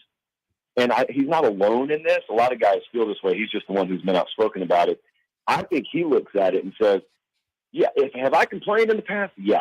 I complained about the functionality of the game, though. And when I didn't get my way, I just adjusted and I dominated in the game. To him, I think this zooms way out from that. And it's more total in nature. It's more all-encompassing in nature. And it's the fabric of the game itself. I know people scoff at that. I know good and well there are people driving around down there in Florida rolling their eyes at that. I'm not telling you how to feel. I'm telling you how I believe he feels. And I think that he's kind of like some of the college basketball coaches that you've seen step away from the game recently. And they look at it and they say, look, there's a lot we've adjusted to, but we adjusted to basketball things. This latest thing that's come along with the way NIL works, a lot of people view as just a tearing of the curtain that's been the backdrop of what college athletics has been. And a lot of them feel if that's going to be the way it is moving forward, that's not college athletics, or at least not the college athletics that I want to be associated with. And that's why you see, I thought the biggest takeaway between, ironically, Jimbo and Saban was what they agreed on. Both of them readily acknowledged we need federal assistance here because our governing body cannot do anything to police the sport. And sadly, we have to look to the federal level if we're going to salvage some sort of what college athletics have been in our careers. Do you think this is a step for Nick then to step down in the near future? I mean, do you think, obviously the transfer portal, Josh, he's killed it. He's got 4 starters coming into the transfer portal. This doesn't affect the Alabama one iota when it comes to that end of it. But NIL, he's not very happy about, doesn't like the way the direction they're going in. How long are we going to have Nick Saban coaching? Well, I did a segment about 2 weeks ago. I had a viewer ask, do you feel like, the shifting sands of college athletics, do you feel like we're going to see more coaches leave? And I think the answer is yes. Maybe that is Saban somewhere down the road. I mean, he's nearing, we think he's nearing retirement age anyway, but I think there's coming a time where we do see a chain reaction in college football like we have seen in college basketball over just the last couple of years. And I don't just think it's Saban. I'm listening to a lot of these guys. You don't have to know them off the record. They say it on the record. Dabo Swinney has been outspoken about this. Saban's been outspoken about it. Kirby Smart's been outspoken about it. I'm not saying all these guys are about to step away, but yes, I could easily see if this continues to go the direction it's going, and we don't have someone grab the wheel and the bus just continues to careen towards the cliff, I could see several high-profile coaches say, you know what? I see the money they're handing out for people to do TV. I'm already financially secure. I don't recognize the future of this sport. I'll just go sit in the broadcast booth and work 1/10 of my annual schedule and probably double my salary in the process because that's the way TV contracts work these days. Yes. Yeah, I could easily see that happening. Well, in fact, one of those guys may be Dan Mullen. I mean, Dan Mullen's coaching for a high school this year. He's relocated and he's made plenty of money. And Dan's like 49 years old. Dan could have a 15, 20-year TV career, and Dan would be good on TV. I think, Josh, you're more than scratching the surface here. Okay, could you humor me, Josh, for 10 seconds? The three of us are congressmen, all right? And we actually know the issues, or we think we do. We're going to sit down and put together a piece of legislation.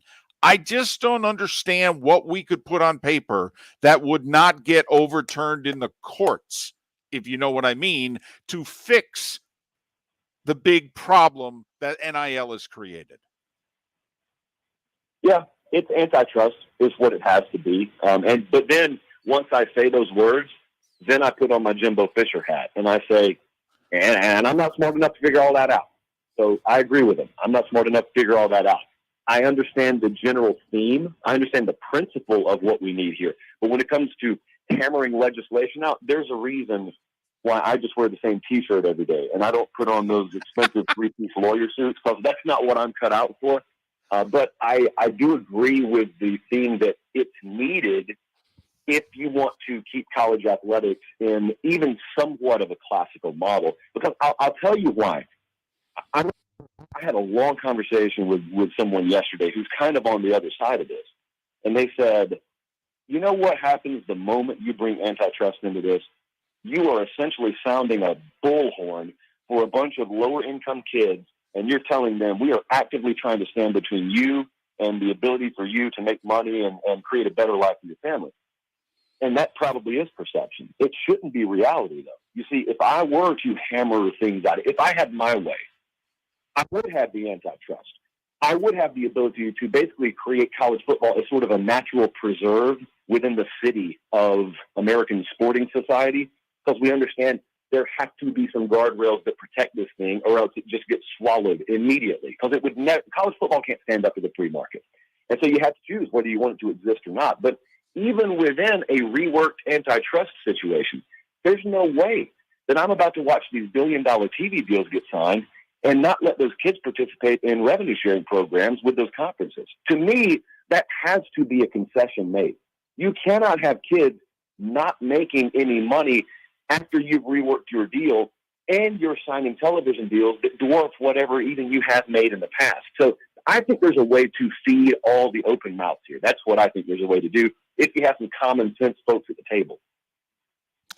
Josh, if the two options in the future, crystal ball, are what you just described, which deals with Congress getting involved with antitrust legislation, or these student athletes becoming employees and some sort of salary cap literally being introduced into college football, which one do you think is more likely? The first. I think the first one's more likely because I think that ultimately everyone is going to have to realize what the second one means. See, the second one sounds good if you can maintain status quo. If you could give those players employment status and everything else remains the same, well, I agree that would work out, because then you can collectively bargain with them, and then you can put them under contract, and you don't have the transfer portal looking like it does right now. But see, here's what else that does. You have then injected true free market principles into college athletics. No one wants that. A lot of people think they want it, but no one wants to walk it through to its logical conclusion, because you see, when you do that, then you're also headed towards a world where there's no reason for the NCAA to exist, and there's no reason why those college football teams aren't then just split off to form their own entities. A lot of people think that sounds good too. Continue to walk it through, though. Then they are not an attachment of those universities anymore. What they are is merely licensing those universities' brandings and essentially renting time in the college football stadiums every Saturday. And the most important part here is they then escape from under the umbrella of things like Title IX, and they don't have to adhere to that any longer.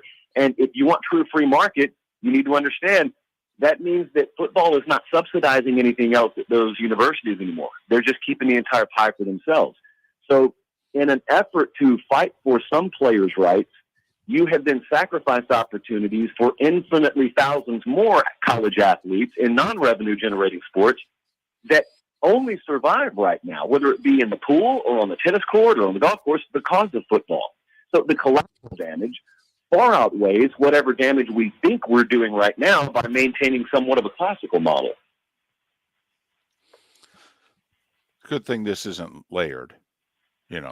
Good thing this is a pretty easy issue to solve. Josh, we appreciate you making time for us. I hope you know that. Continued success, and hopefully we can talk again before the season. I appreciate it, guys. Josh Pate covers college football. Not sure anybody's doing it better on a daily basis these days than Josh Pate, 24/7 Sports, CBS Sports HQ, host of the Late Kick podcast. To his last point, the university presidents will be kicking and screaming to allow them ever to become employees.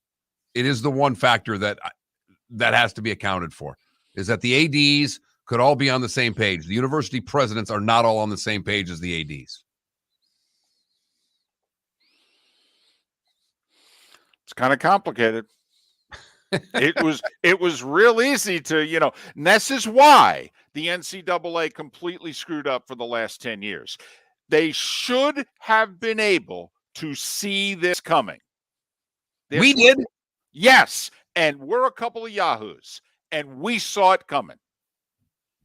How could they not? To those in Tampa, St. Pete, Lake City, Port Charlotte, and Venice, thanks so much for listening. Have a great weekend. The bonus hour of Miller and Moulton is next. David Moulton for Napa Auto Parts, and Napa Filters. Insist on Napa filters for your vehicles, or if you're a do-it-yourselfer, only buy Napa filters. Napa has a filter for almost anything on earth that moves, whether it's motorcycles, foreign and domestic cars, vans, SUVs, earth-moving equipment. You get the idea. Napa Auto Parts, Napa filters. Insist on them for your vehicles, or if you're a do-it-yourselfer, only buy Napa filters. Mark, we're playing golf. Saturday, June 11th, a scramble at the West Bay Club in Estero. Go to floridasportsnetwork.com to sign up now. I'd like to thank Budweiser, Twin Peaks, and Southwest Florida Golf Carts. Got some good stuff there, flgolfcarts.com. Where are you going to go? floridasportsnetwork.com. Sign up for our tournament Saturday, June 11th, a scramble at the West Bay Club in Estero. Your golf will include your foursome and a chance to have lunch and awards after. Sign up at floridasportsnetwork.com. Golfers,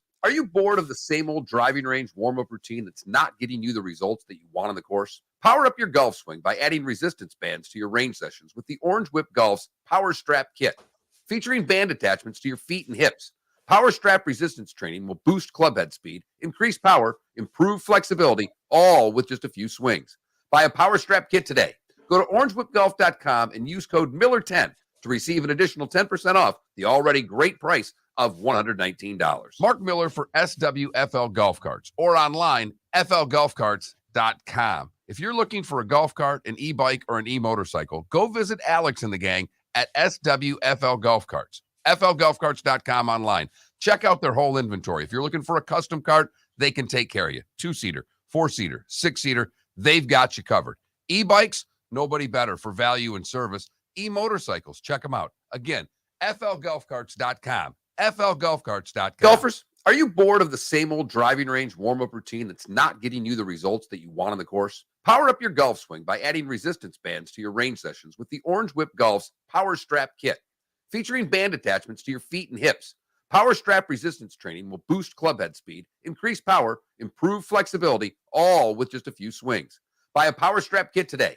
Go to orangewhipgolf.com and use code Miller10 to receive an additional 10% off the already great price of $119. Bring your big mouth to John Smith Subs and indulge in their overstuffed subs with the freshest quality ingredients. Enjoy our famous steak bomb with perfectly grilled marinated sirloin steak topped with provolone cheese, grilled onions, peppers, mushrooms, crispy bacon, juicy tomatoes, and creamy mayo.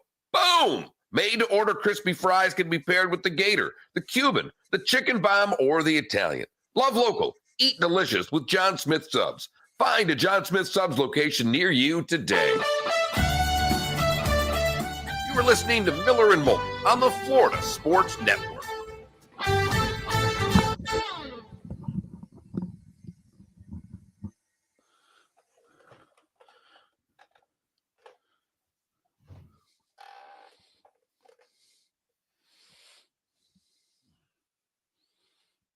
All right. Only question I had for you regarding the MegaCast, because when I saw it, I said this, and I'm doing it because I do it to you in person. The only thing I said from the first time I saw you, I went, tuck your shirt in, Moulton. Did you get that from anybody else? No. I didn't text you. You know me. I leave you alone when you're working, unless I heard something on PGA radio that I thought was so good that I thought you needed something. Which right. No. In part, by the way, I actually thought about it. In part, with Mike and IFB, if they, which they didn't at all yesterday, they could get up and use the big screen right to my left. Gotcha. I got to get out. And it was potentially problematic. Gotcha. What the hell jersey did Collins have? I don't know. By the way, he lives in Gainesville. Didn't know that. I thought he lived in Orlando. So he didn't know about Mick yesterday. By the way, he's done. Mick's last game was yesterday. Oh, that's it? That was the last game of the series. A few people have texted that. I forgot to get that to you earlier. When we did starting five, people said it was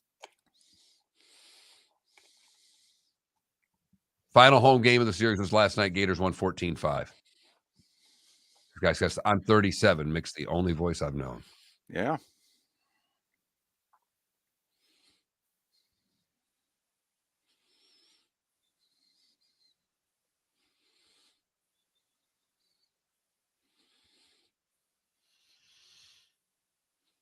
Curious to see what AJ wants today. What is that all about? I don't know. Did he call that meeting? He sent a text to both of us. Do you guys have a couple minutes after the show tomorrow? I said, David's out of town. I'll be more than happy to talk to you. ESPN from 1 to 2, right? And then 2 to 6 on the Deuce. 2 to 5. 2 to 5. Yep. 1 to 2 on the Mothership. 2 to 5 on the Deuce. The weekend is 9 a.m. to 1 p.m., in which they go first hour ESPN. Next 3, I think, are on Plus, though.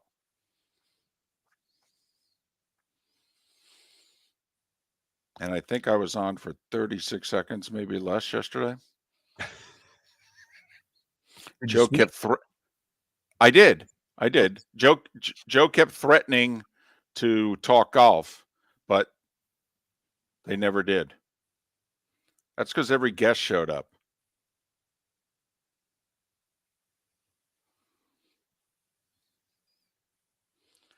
There was a guy who holed out from the fairway wearing a Gulf Coast University shirt. They wanted to know who he was.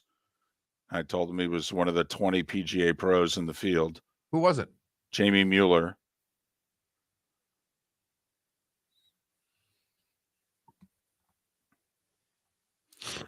I chimed in about Tiger, that he had bogeyed 6 of his last 10. Something else. I don't know. Who's got the best round on the course right now? I said Justin Thomas. That was in the afternoon. Yeah. Nope. Did he give you an introduction, or was it just a, hey, Moulton, how about this? Yeah, he said my name, but he didn't really say, like who I am, what I am, that sort of deal. He said, how should I refer to you? I said, you can call me anything you want. I said, I think I said I'm doing my best Stanford Steve and Bear impression.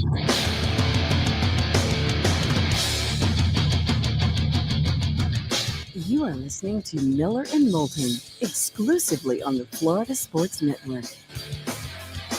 And now here's Mark Miller and David Moulton. It is the bonus hour on a Friday edition of Miller and Moulton, the Florida Sports Network, floridasportsnetwork.com. Go to the website if you ever miss any part of the show, like, quite frankly, the terrific interviews we had during 6 to 9, Bill King, Josh Pate talking college football and everything that went on yesterday. And Mike Westhoff, a lengthy interview with him. He's written a book. He's got great football stories, great people stories. So if you missed any part of the show ever, go to floridasportsnetwork.com. Golf tournament coming up June 11th. If you haven't signed up yet, we ask you to do so quickly, please. June 11th, West Bay, brought to you by Southwest Florida Golf Carts, Twin Peaks, and Budweiser. Scramble event at West Bay on Saturday, June the 11th. 3 weeks from tomorrow, and it's the weekend before Father's Day, if you're trying to envision when that is and whether you're free and that sort of deal. Speaking of golf, PGA round 2, it's underway. And you know the drill by now. If you played in the morning yesterday, you play in the afternoon today, and vice versa. The morning, it was much easier. It was very calm. Most of the leaderboard played in the morning yesterday. Certainly Rory and the 2 golfers at 4 under, Zalatoris and Hoagie. Justin Thomas, however, threw a 3 under 67 on the board playing in the afternoon yesterday. And Mark, I got to admit, he grinded one out. And when I think of grinders, I don't think of JT. I don't. I think of him there. I think of him like a Rory that, he can play beautiful golf. But I don't think of JT as necessarily grinding out a 67, 68. He did yesterday. And he did so in the afternoon. That could bode well. He did win this championship 5 years ago, after all. One of the stats that I'd heard yesterday is that if you're not within 4 of the leader after round 1, and what they were talking about is that, you can't win the tournament on Thursday, but you can lose the tournament on Thursday. And that the last 14 majors, if you were not within 4 shots of the lead on Thursday, that you didn't win. 26 players, 1 under or better yesterday. I am not willing to totally buy into that for this reason. And Michael Collins, part of the Joe Buck Michael Collins megacast, said yesterday that, listen, this course is not that hard if you get it in the morning with the wind down. He goes, and Rory was making it look pretty easy there for a while through about 14 holes yesterday. And so you've got the Schefflers, the Spieths, and the Rahms of the world that are going to play, potentially a listless course this morning. Well, I think that's where JT could do the same thing. That's the danger of what you're talking about, because Justin Thomas at 3 under, he did it in the afternoon. He goes and has the Rory round, the Zalatoris round today, then I don't give a damn. If you're one of the 2 overs, and you better go really low or you're out of the tournament. The last 3 times they've played the PGA here, and you could say this doesn't mean anything because they've radically changed the course 4 years ago. And they did. They redesigned it, and they added nearly 300 yards to it. But Ray Floyd in 82, Nick Price in 94, and Tiger Woods in 2007. All three winners were between 8 and 11 under. And Mark, I think today is the day that's really going to determine whether or not that still holds. I was thinking yesterday as Rory had it going on, and I'm like, if he's able to, and then he made a couple bogeys before squeezing in the late birdie. But when he got it to 6 under, I'm thinking to myself, Rory, you throw a 64 on the board or maybe get one more and throw a 63. I don't even know how many more you need. You could throw a couple 70s up on the board and maybe still be leading this thing on Sunday based on how this course has played historically. But since they redesigned it, maybe it's easier now. Well, and I thought the point they made yesterday is that these greens are not fast because they can't put them at 12s and 13s because they couldn't put pins anywhere. That there's so much undulation on the green that they have them more at a British Open speed than a Masters speed, if you will, just to make two easy comparisons for most of the audience, because there's not hole placements on some of these smaller greens to have a fast green. Well, and they've had a couple U.S. Opens at Southern Hills, and it's actually been a problem. That there's been too many. There's a lot of short putts have been missed at Southern Hills in U.S. Opens because the greens were just a notch too fast. And Rory's been the best putter on tour this year in terms of short putts inside of 10 feet. He has been fantastic. Hasn't missed a 3-footer on tour all year. And a great start yesterday by Rory McIlroy. And that is not something we have been able to say in too many majors in the last 6-7 years. Rory wins 2 majors 8 years ago and has not won one since. And also, Mark, when you think about it, we're talking about JT. JT's gone 5 years now, won the 2017 PGA. Granted, it was in August then, so it's not quite 5 full years, but you get the idea. I mean, these are 2 remarkable talents who are both still young. One guy's just approaching his, he's in his mid-20s. The other guy's in his early 30s. It gets late quick on this tour. What Phil did's the aberration.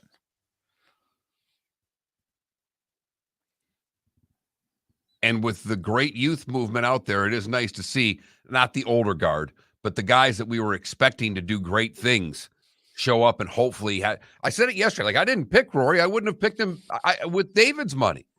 And I said, you can roll the tape. I said, I hope I'm wrong. I'd love to see Rory win. I really would. But yeah, a lot of guys who have had their moments this year played well yesterday. Hoagie won at Pebble Beach. Zalatoris has 6 top 5 finishes, lost in a playoff. The younger guard, if you will, or the new wave, because I think Hoagie's in his early 30s. Right. But it's just nice to see, Scheffler. I thought he hit the ball better than he scored yesterday, to be honest with you. So Cam Smith's right there, who's been playing great. Hovland hit the ball great and couldn't make a thing yesterday. I think he posted even par. That group, people who followed that group yesterday said all 3 players played out of their minds, and 2 of the 3 guys couldn't make anything beyond 4 feet. When do you get the guest list for today? It's a good question. I think they knew it yesterday. I just didn't get it. All right, fair enough. Because it was a pretty strong guest list yesterday. Yeah. For the mega cast that you worked yesterday. Here's, I'll be brutally honest, because I said this to Joe, and never mind the ESPN executives. I was surprised that they were doing this, because I didn't know if this was the sport you could do it with. I understand the concept. Monday Night Football still got the same audience that it used to get. It got the same 13.5 million people to watch Steve Levy and company broadcast the game. What the Manning cast did was bring nearly 2 million new people to the equation. With every time they did a Manning cast, 15 to 16 million people devoted their night to Monday Night Football. They just split it up 13 and change over here, nearly 2 million over here. So what I'm curious about is, you know the golf fan, Mark. I mean, they want traditional golf. Yep. They don't want David, you were working something, and I was watching traditional golf yesterday. right. Because I'm a huge golf fan, and the majors mean something to me. Right. And I'd like to watch them. Right. And think about it. Golf usually outside of who? Tiger. What does golf usually not draw? Outside fans. Right. It's a hardcore. That's why golf is so profitable for the networks. They get all the shoes and balls, and club manufacturers spend oodles of money because they know exactly who they're getting. Every single person watching buys their stuff. Not to mention, it's the richest demo in sports watching. So that then you get Right. the financial end and all the other things that we see. So this whole thing in concept, I find fascinating. This is an alternative broadcast to a staid traditional sport that's been broadcast the same way forever. David, it's an alternative broadcast to what's almost an alternative broadcast. I mean, that's what golf is. I mean, it's right. It's its own audience.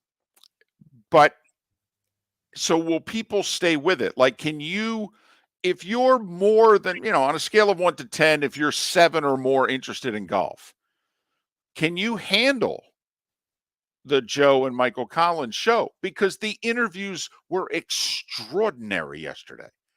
Honestly. I will say, and I told you, I watched about the first hour, but I watched it on closed caption. I happened to be working out and it was on closed caption. The one thing you and I talked about before is like, how is the golf going to be? With the interviews going on, it was easy to watch the golf. And I thought that was important. Right. I did too. I thought that was really important. If you just wanted to watch the golf, you could just watch the golf, because I had it with no sound on, working out, going, I'll be damned. The golf's not hard to watch. And that was something you and I had talked about going in, well, this could be an issue. Well, it wasn't an issue. Put it this way. I remember the first Manning cast. What they produced yesterday was much better than the first Manning cast. Now, the second Manning cast was good. The first one was dry. It's got potential, but they got to work some things out here. Yesterday's show was pretty damn good, but you had to be open to the concept of the show. Well, and I'll be curious just to see how they take it from a standpoint of what's going to be acceptable by the ESPN folks to be a good viewership of this. What's the number that they're expecting to get on this, and will they come close to it? Because as you pointed out, the golf audience is the golf audience. Did the rest of the people that stumbled upon it stay with it? Did they watch the first hour and like it enough to click over to it on the other side? This comment in Twitch, it was like listening to a podcast while watching golf. I love it. That's what it was. It's a perfect description of what it was. And if you're a hardcore golf guy, Mark, what did we find out during Monday Night Football? If it was a game you were really interested in, you watched the main broadcast. If you were less than really interested in it, the Manning cast appealed to you more. We hope that Miller and Moulton appeal to you more, and we thank you so much for listening. The good, the bad, and the ugly. Today was a day when, all still ahead right here. Where else but the Florida Sports Network? Golfers, are you bored of the same old driving range warm-up routine that's not getting you the results that you want on the course? Power up your golf swing by adding resistance bands to your range sessions with the Orange Whip Golf's Power Strap Kit. Featuring band attachments to your feet and hips, Power Strap resistance training will boost club head speed, increase power, improve flexibility, all with just a few swings. Buy a Power Strap Kit today. Go to orangewhipgolf.com and use code Miller10 to receive an additional 10% off the already great price of $119. Mark, we're playing golf. Saturday, June 11th, a scramble at the West Bay Club in Estero. Go to floridasportsnetwork.com to sign up now. I'd like to thank Budweiser, Twin Peaks, and Southwest Florida Golf Carts. Got some good stuff there, flgolfcarts.com. Where are you going to go? floridasportsnetwork.com. Sign up for our tournament Saturday, June 11th, a scramble at the West Bay Club in Estero. Your golf will include your foursome and a chance to have lunch and awards after. Sign up at floridasportsnetwork.com. Bring your big mouth to John Smith Subs and indulge in their overstuffed subs with the freshest quality ingredients. Enjoy our famous steak bomb with perfectly grilled marinated sirloin steak topped with provolone cheese, grilled onions, peppers, mushrooms, crispy bacon, juicy tomatoes, and creamy mayo. Boom! Made-to-order crispy fries can be paired with the Gator, the Cuban, the chicken bomb, or the Italian. Love local. Eat delicious with John Smith Subs. Find a John Smith Subs location near you today. David Moulton for Napa, Napa Auto Parts, and Napa Filters. Insist on Napa filters for your vehicles, or if you're a do-it-yourselfer, only buy Napa filters. Napa has a filter for almost anything on earth that moves, whether it's motorcycles, foreign and domestic cars, vans, SUVs, earth-moving equipment. You get the idea. Napa Auto Parts, Napa filters. Insist on them for your vehicles, or if you're do-it-yourselfer, only buy Napa filters. You were listening to Miller and Moulton on the Florida Sports Network.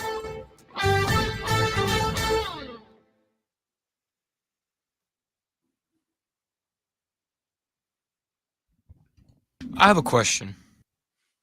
How much do you think these players give a crap about this whole Jimbo Nick Saban beef? The players? The players. Not one bit. Right. So when's college football ever been about the players? I know, but in my head I'm thinking, oh, A&M Bama is going to be a war this year, but it is. It will because of how competitive it'll be, but because of the fan bases. Right. But do you think in the backs of the minds the players will be like, they all know that this is going on. Hell yes. They don't care, but now it's personal because it's their coach has been, in fact, all these recruits were told that they are doing nothing but playing for the money, which may all well be true. But I mean, like the kid that said he got $1 million, Jim or Nick said the kid got $1 million. The kid's tweeting out and going, wow, my mom's still in a 3-bedroom house that she rents, working her tail off. Don't know where that mill is that I got. wow. I mean, nowadays, who the hell says, yeah, I'm playing Division I college football in a Power 5 conference to get a college education? When did they say it before? Right. When did they ever say it before? They play college football to go play pro football. No, you're right. I'm saying who has ever said that? Some kid that played at Harvard in the 60s. Right. All about the money. Always has been. Adam, I'm with you. The Phelps interview, it's one of the best things of him I've ever seen. What I didn't see it. So what was he was, he's awkward. He's an awkward public speaker. He's but man, is he obsessed with golf. Gotcha. Michael Collins asked him, basically, how many of your medals would you give up to be able to be, playing in the PGA Championship? And he said, oh, most of them. He said, I'm all in on this.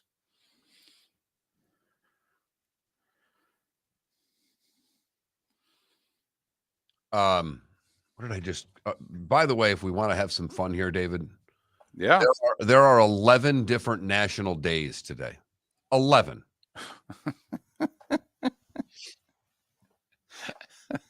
That's a little excessive. Usually it's like what, 6, 5?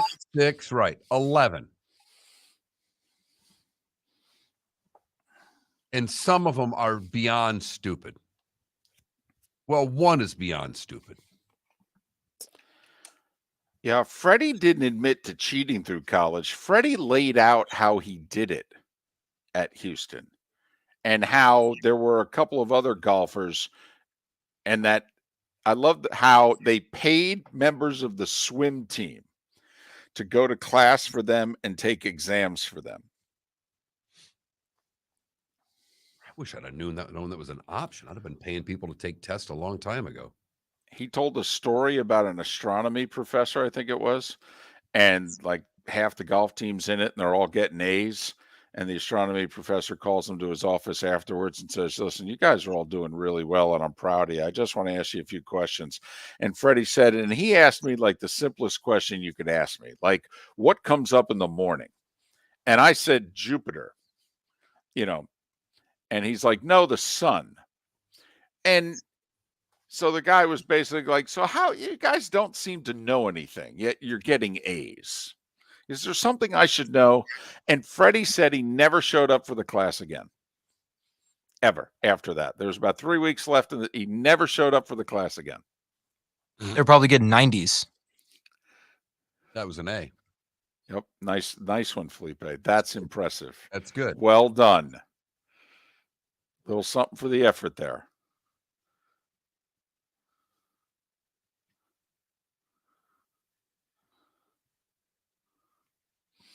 Oh no, trust me, the one thing Joe and Michael were not yesterday was uncomfortable. They were having a great time. They had no idea if it was going over well or not, but they didn't care. What was that jersey that Mike was wearing? We don't know. I don't know. It's a minor league team. I don't know. Come back. He says he's got an outfit Saturday that's amazing.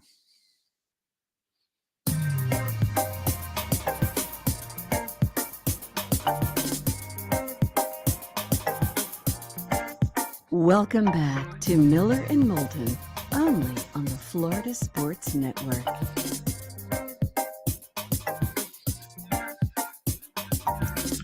"21 past the hour. Miller and Moulton, the Florida Sports Network, floridasportsnetwork.com. Golf tournaments 3 weeks from tomorrow. And we know many of you have indicated that you want to play, you're going to play. We ask you just to sign up. Sign up. One, we'd like to fill it up, but two, we don't want you to miss out if you want to play. And we're looking forward to seeing many of you 3 weeks tomorrow. Literally just added another raffle prize right during the break there. Another free round of golf we're going to give away at the raffle.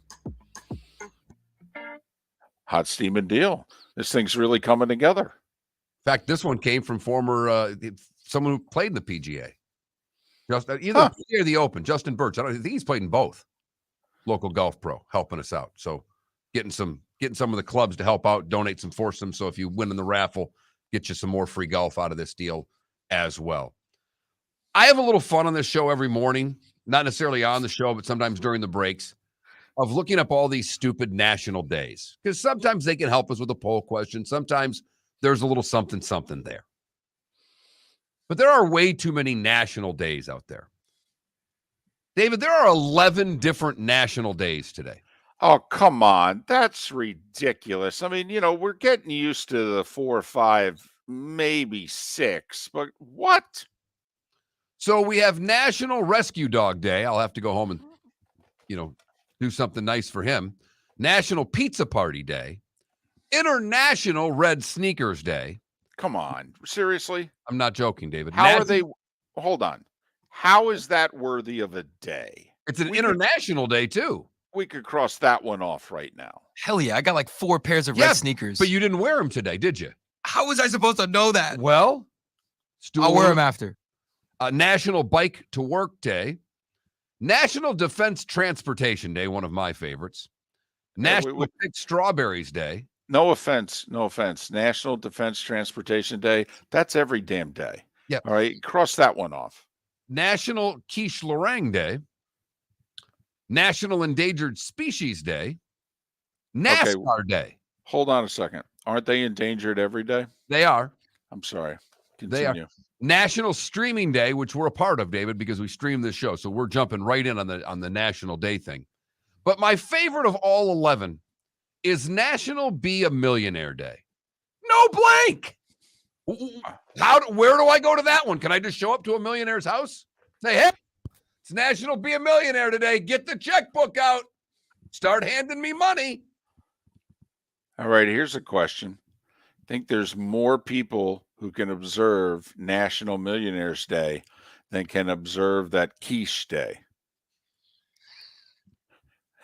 I mean, I got to admit, of the 11 that you've mentioned, the Defense Transportation Work Day and the quiche day. Quiche meringue? Yeah, I just, first off, what is it? I mean, I understand a quiche. What is the meringue part? Like the lemon meringue? I mean, what are we talking about here?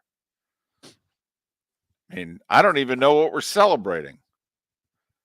I hope it's good. I mean, I'm willing to try it. It's food after all. But let me tell you something. It's got to be damn good to be worthy of a day. I mean, you think about it. We honor like pizza, cheeseburgers, subs. This better be a damn good quiche. Give it a whole day? It does have bacon in it, David. Just letting you know. Well, it's okay. Now we're getting It's somewhere. getting warm. Pie crust, eggs, bacon. We are. We're in the ballpark. Okay. Throw in a touch of cheese and I'll give you a day. I'll give you a day. You're close. Okay. I got to admit, quiche, you know what? You're making a strong case. Because real men do eat quiche, David. They really do. Despite what you may Oh, think. yeah. No. This is not, I'm not anti-quiche. I'm anti-quiche having a day. Come on now. Think about it. Everybody gets a day. Well, apparently. I mean, damn near everything you could think of. I mean, International Red Shoes Day. Come on. Put it this way. I think I know more people that have had quiche Lorraine than men that own red shoes. Felipe is the only person I know that has red shoes. Are you kidding me? Although I might have a pair of red Vans somewhere in my closet. I might have to put those on I have today. red Vans, red Converse, red Sperry's, and red Jordans. Try me. He's a whole lot of red. He's 21 after all, Mark. I mean, right. Pepperoni and mushroom. I know that reference.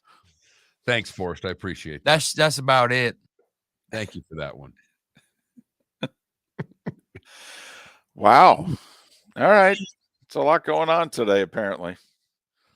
You know, I get the whole rescue dog thing. I mean, you know, Rufus was a rescue. Yeah. You know, you guys rescued Frank there. Yep.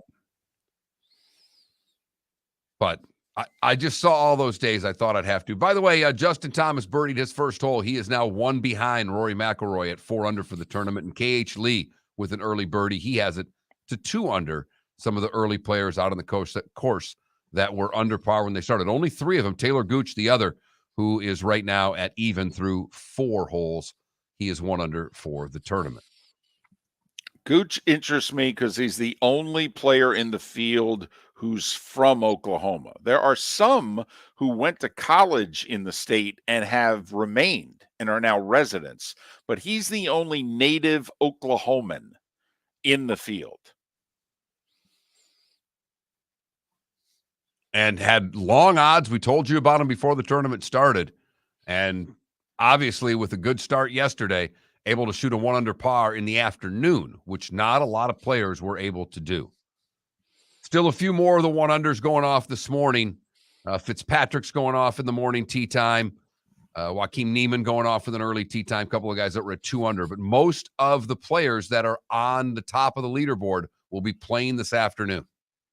And the winds are supposed to be a howling again today, David. So let's say you got heat, you got wind, you got rough that's tricky because a lot of the ball's either sitting on top of it or it sinks. You know, there's not a lot of in between they're discovering with the rough. You either luck out or you're like, oh, blank. And they're talking 20-yard flyers, so add 30-mile-an-hour winds to 20-yard flyers. That puts these guys in complete disarray when they're playing things out from outside the fairway. Well, and if you did watch the golf yesterday, you saw a lot of players who were long chipping back onto the greens and either running back off onto the other side, or because the greens have so much slope, their first chip doesn't even make it to the green because they're so scared. They only have like 2 feet of area to land it, or else they know it's going to run off. And Mark, we saw a lot of bunker shots yesterday with no spin. Guys were hitting bunker shots from one side of the green, rolling off on the other. And these guys are exceptional out of the bunkers, obviously. Yeah, having a lot of trouble spinning the ball, so a lot more of the chunking runs out of the bunker. And they did not like the bunkers. They didn't like the rough. They didn't like the bunkers. So I don't think you're going to get a lot of people saying they loved this course when it's all said and done, but it's going to make for a really competitive tournament. And it was a late fill-in course. This PGA was supposed to be at Trump Bedminster, which is in Jersey. And the PGA pulled it from the rotation after the events on January 6th. And they doubled down on that decision on Monday. But the one thing the PGA is going to do, Mark, since it's in May, they haven't done enough of it as far as I'm concerned, but they've got a lot of the future locations already out. Like they're going to Texas in a few years. PGA hasn't been in Texas since the 60s. I think they're going to get it to Florida sometime next decade. PGA hasn't been in Florida since 87. You know, because of the May time slot, they can move this sucker around a little bit. Miller and Moulton. Good, bad, and ugly. What's on tap? Today was the day when. Final thoughts. Next, Miller and Moulton, Florida Sports Network. Golfers, are you bored of the same old driving range warm-up routine that's not getting you the results that you want on the course? Power up your golf swing by adding resistance bands to your range sessions with the Orange Whip Golf Power Strap Kit. Featuring band attachments to your feet and hips, Power Strap resistance training will boost club head speed, increase power, improve flexibility, all with just a few swings. Buy a Power Strap Kit today.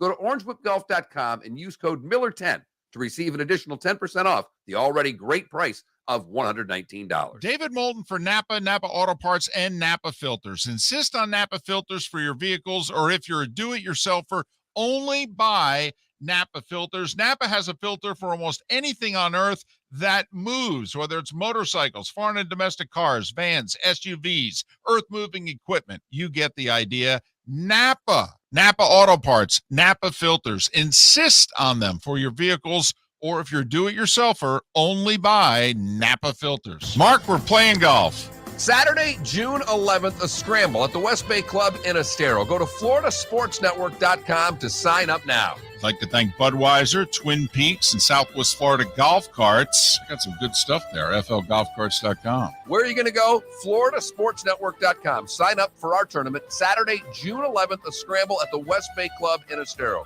Your golf will include your foursome and a chance to have lunch and awards after. Sign up at floridasportsnetwork.com. Bring your big mouth to John Smith Subs and indulge in their overstuffed subs with the freshest quality ingredients. Enjoy our famous steak bomb with perfectly grilled marinated sirloin steak topped with provolone cheese, grilled onions, peppers, mushrooms, crispy bacon, juicy tomatoes, and creamy mayo. Boom! Made-to-order crispy fries can be paired with the Gator, the Cuban, the chicken bomb, or the Italian. Love local. Eat delicious with John Smith Subs. Find a John Smith Subs location near you today. You were listening to Miller and Moulton on the Florida Sports Network.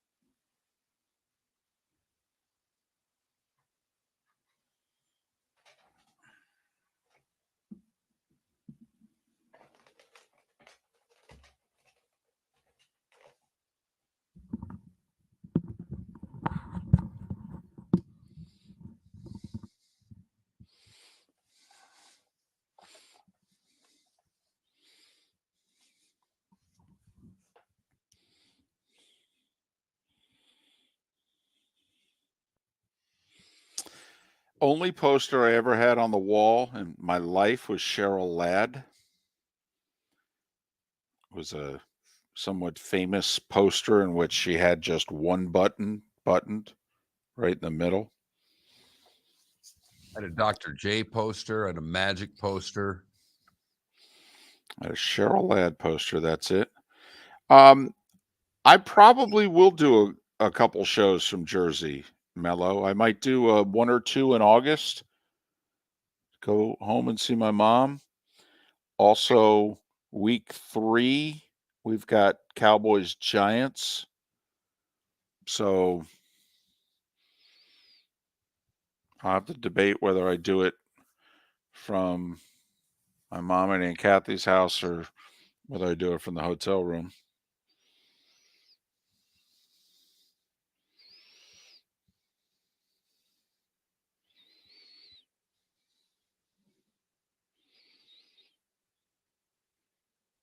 No, KW. Josh does not feel that way.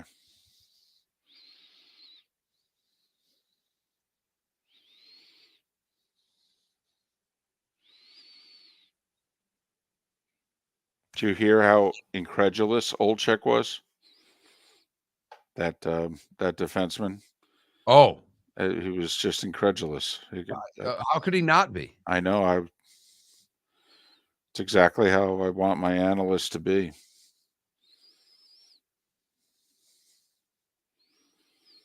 I mean, that's the type of play that, Mark, that gets you sent down. That gets that coach might not get the job because of that play. Because if they get swept in the series, they lose in 5. I don't know if he gets the job. I don't. This whole thing that I've laughed because even Jim Brunson, because apparently he didn't necessarily want the job, the interim job. He was, a little leery of it.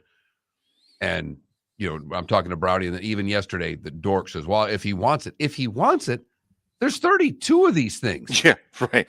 Are you out of your effing mind? They offer you a job with that team. You can't make it fast enough. I don't know what an average coach in NHL makes. I got to think it's $1 million. Yeah, he will make as much money signing that contract because that contract's fully guaranteed. He will make as much money signing the contract as maybe he's made his entire career. Yeah. If not more. I mean, he's been a lifelong assistant, right? Right. By the way, speaking of which, Kessel's brother-in-law is an assistant for the Islanders. And when I was talking to Dave Davis, I don't get Lamoriello. He goes, he probably needs to be the one being fired. But Lamoriello just gave David's brother-in-law a 2-year deal and then fired Trotz like 3 weeks later. It's like, if you were thinking this, what are you giving this guy 2 more years for? But good for him. 15 seconds. That's right. Al Tealmans. I went to college with Al.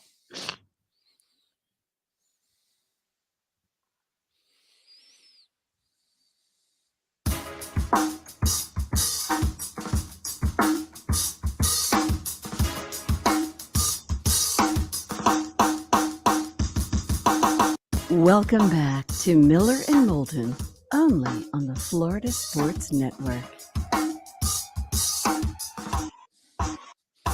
22 minutes before the hour. Thanks for being with us, not just today, but throughout the week. Hope your week has gone well. And got any plans for the weekend? The following weekend is a holiday weekend.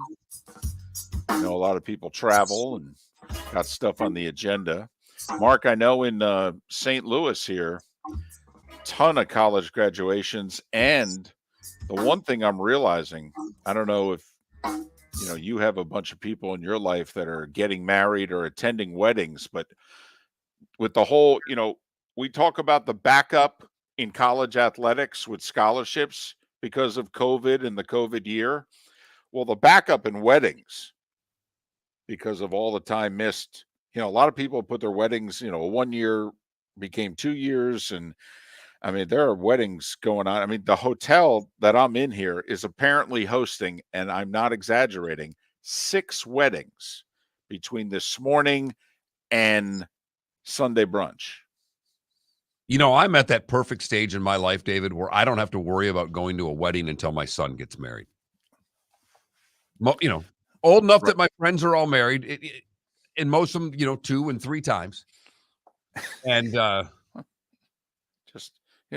practice makes perfect. Right. So I'm through all of that. My kid's not old enough to go to his or any of his friends and have to get lumped into that. So I've got a wedding hiatus now for, I think, at least 3 to 5 years.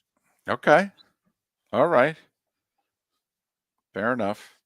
But also a lot of colleges in St. Louis, and this is graduation weekend.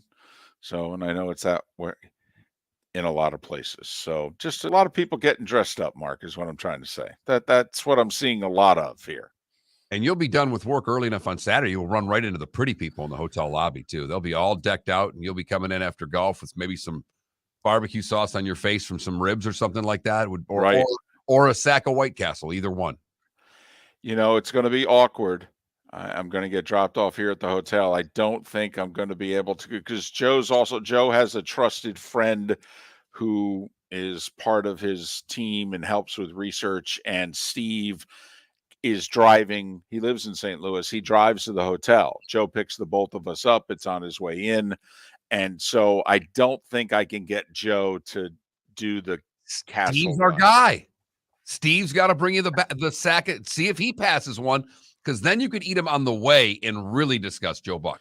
Exactly. And that's another thing. I don't see, from what I've been able to observe, I don't know if I can get the smell of the castles in his car.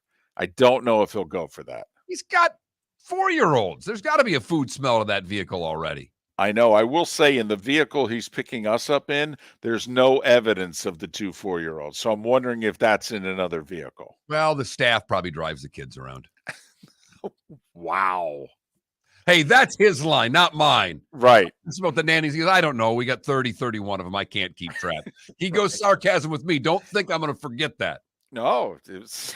In fact, if we have him on the show, I was going to ask, what does it take now after him working with you in St. Louis for David to be put permanently on the payroll?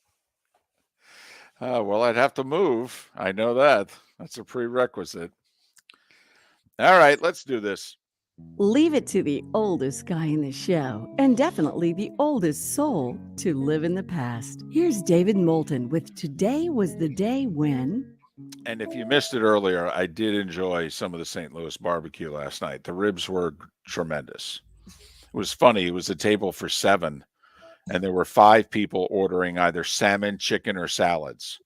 And Michael Collins and I were sitting next to one another, and we looked at one another and looked at our bellies and looked at one another and looked at the waitress and said, "We'll take the ribs." Good choice. Thought we couldn't go wrong. Mark, I'm going to go to 1609. Shakespeare's sonnets were published, and word is they were published without him wanting them published. They were published illicitly by a publisher. That's what they do. So 1861, big day. Kentucky, by the way, I did not realize this. They proclaimed their neutrality in the Civil War on this day, May 20th, 1861. I did not realize Kentucky was neutral. I figured all the states took a side. I didn't realize you could play Switzerland in the Civil War. Would have been good to know. But North Carolina did on the same day become the 11th and last state to officially secede from the Union. Right. So they never liked one another in basketball. What was their name? Mark, big day today. San Francisco, 1873. Businessman Levi Strauss and a Nevada tailor named Jacob Davis are given a patent to create work pants that are reinforced with metal rivets, marking the birth of the blue jean. Look at that. You got yourself some dungarees. 149 years ago today. Charles Lindbergh took off from New York for Paris aboard the Spirit of St. Louis today, 95 years ago. In the Depression, 1930, the University of California said they would spend $1,500 on the prevention and cure of athlete's foot. Remember, we're 8 months into the Great Depression. And they're allocating $1,500 for Athletes Fit. For an itchy foot. Right. Okay. This is not the state of California. This is the University of California. It's ironic, Mark, that today's Lindbergh's anniversary of beginning to fly across the Atlantic. It's also Amelia Earhart's anniversary, 1932. She left Newfoundland, which is where the Blades are. She left Newfoundland on way to Ireland, becoming the first woman to fly solo across the Atlantic 95 years ago today. 1964, Buster Mathis beats Joe Frazier in the Olympic trials in a decision. Mathis later injures his thumb in training for the Olympics, has to be replaced by Joe Frazier, who goes on to win the gold. That was when we had the three legendary heavyweights as amateurs: Cassius Clay, Joe Frazier, George Foreman, 60, 64, 68. 1972, Mark, the ABA championship was the Indiana Pacers and the New York Nets. And the Pacers won in 6 today, 50 years ago. That's got to be their last basketball championship, right? That would make sense. Yeah. ABA was only around in another few years. I don't think they won another one. And they've made it to 1 finals. Some Preakness winners, Mark, on this day. In 1978, affirmed by a nose over Ali Dar. 89, Sunday Silence. 95, Timber Country. 2000, Red Bullet. 2006, Bernardini. And 5 years ago, Cloud Computing. Your Preakness winners on this day, May 20th. Big day, May 20th, 1983, Mark. First, the Police released Every Breath You Take. That would do pretty well. It was the song of the year in 83. And they weren't around much longer. No. Also in 83, a big boxing night tonight, Mark. Larry Holmes retained his WBC title with a 15-round split decision over Tim Witherspoon. And Mike Weaver retained his WBA heavyweight title with a draw in 15 rounds against Michael Dokes. Think about that. The same night, 2 heavyweight titles on the line. And people cared. Yes, they did. Roger Clemens got his first ever win today in 1984. He beat the Twins 5-4. In 93, tonight was the final episode of Cheers. They finished that the right way. Like, that's one of those shows you watch the last episode and go, yeah, good job. Also, a show whose timing was good. It was still a good show. Yes.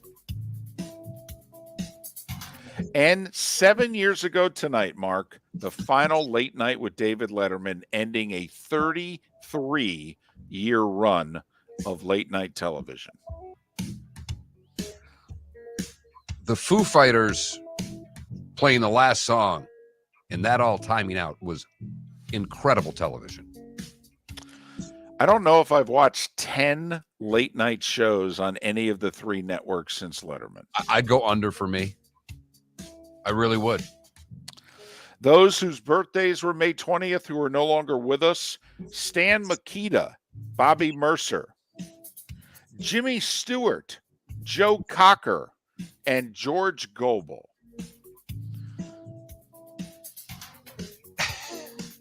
George Gobel, best remembered by many as either the bottom left corner of the Hollywood Squares or his appearance on The Tonight Show with Sinatra and Dean Martin, when he turned to Carson and he said, "Johnny, okay, are there times where the whole world's a tuxedo and you're a pair of brown shoes?"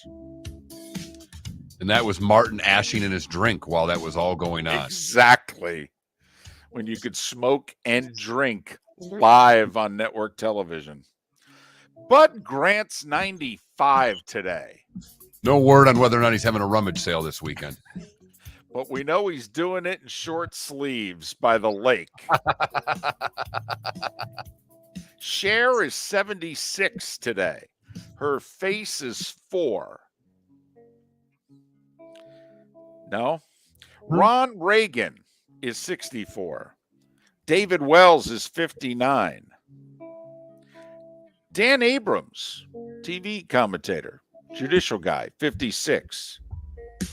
Tony Stewart. You ever kill a guy? He did. He's 51. Busta Rhymes is 50. Thought I had that for omissions. I'm very... See, hanging out with Buck's paying off for you. NBC, Today Show, Craig Melvin's 43, so's Jason Worth. And Marshawn Lattimore is 26. And that is Today Was the Day. I have no errors nor omissions. And the heat loss, so Felipe's completely done with... Quiet. Oh, I'm sorry. They got blown out. Would that be better? Yeah, 4 years ago today I had Wawa. That's all I got.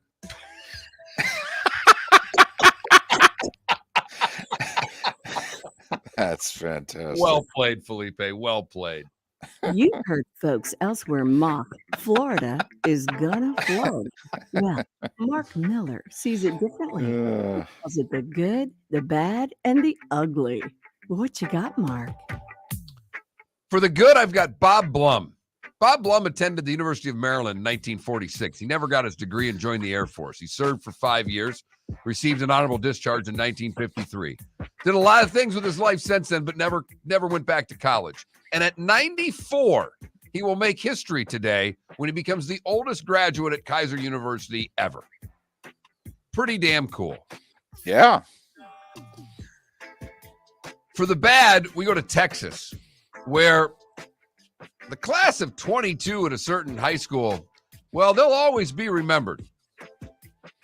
At Frisco's Memorial High School, a sanctioned senior prank went wrong. They were going to put Post-it notes all over the school. Well, you know, David, what happens when the kids get in there. They went beyond Post-it notes and grabbed a couple of fire extinguishers and started shooting those off. Teachers were there, but they said they couldn't control what happened. By the time it was done, students had caused thousands of dollars of damage to the school. The school has been closed for the rest of the academic year because of an authorized senior prank. That's the end of the prank. Wow. School. Yeah. Yeah, kidding. For the ugly, we go to Tampa, where I got a feel for these police officers. A woman who fled from a traffic stop, then intentionally hit a motorcycle unit, started off on a chase. She was finally pulled over. When the deputy approached the woman, she threw a snake at him. Oh! There's enough these guys got to deal with when they're going to your car. But throwing a snake? She has been arrested. 4 people were injured with non-life-threatening injuries because of the accident she caused. Fortunately, nothing happened to the deputy who was hit by the snake. And that, David, is the good, the bad, and the ugly on today, my son's birthday, May the 20th, 2022. What are we talking, 22? 23?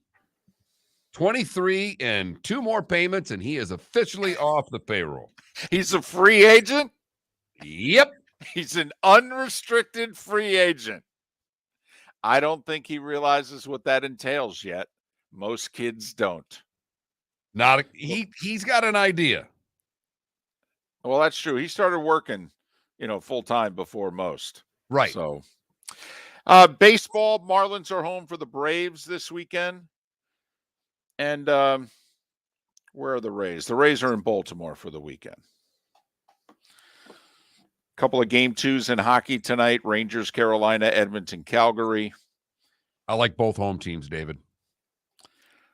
I'll give Edmonton game 2 because I thought that series is going 7. And then Mavs getting 6 against Golden State. You going to take the points again? Yeah, actually I am. I'll lay them. Have a great weekend, everybody. We'll be back Monday morning right here. Where else? The Florida Sports Network. Golfers, are you bored of the same old driving range warm-up routine that's not getting you the results that you want on the course? Power up your golf swing by adding resistance bands to your range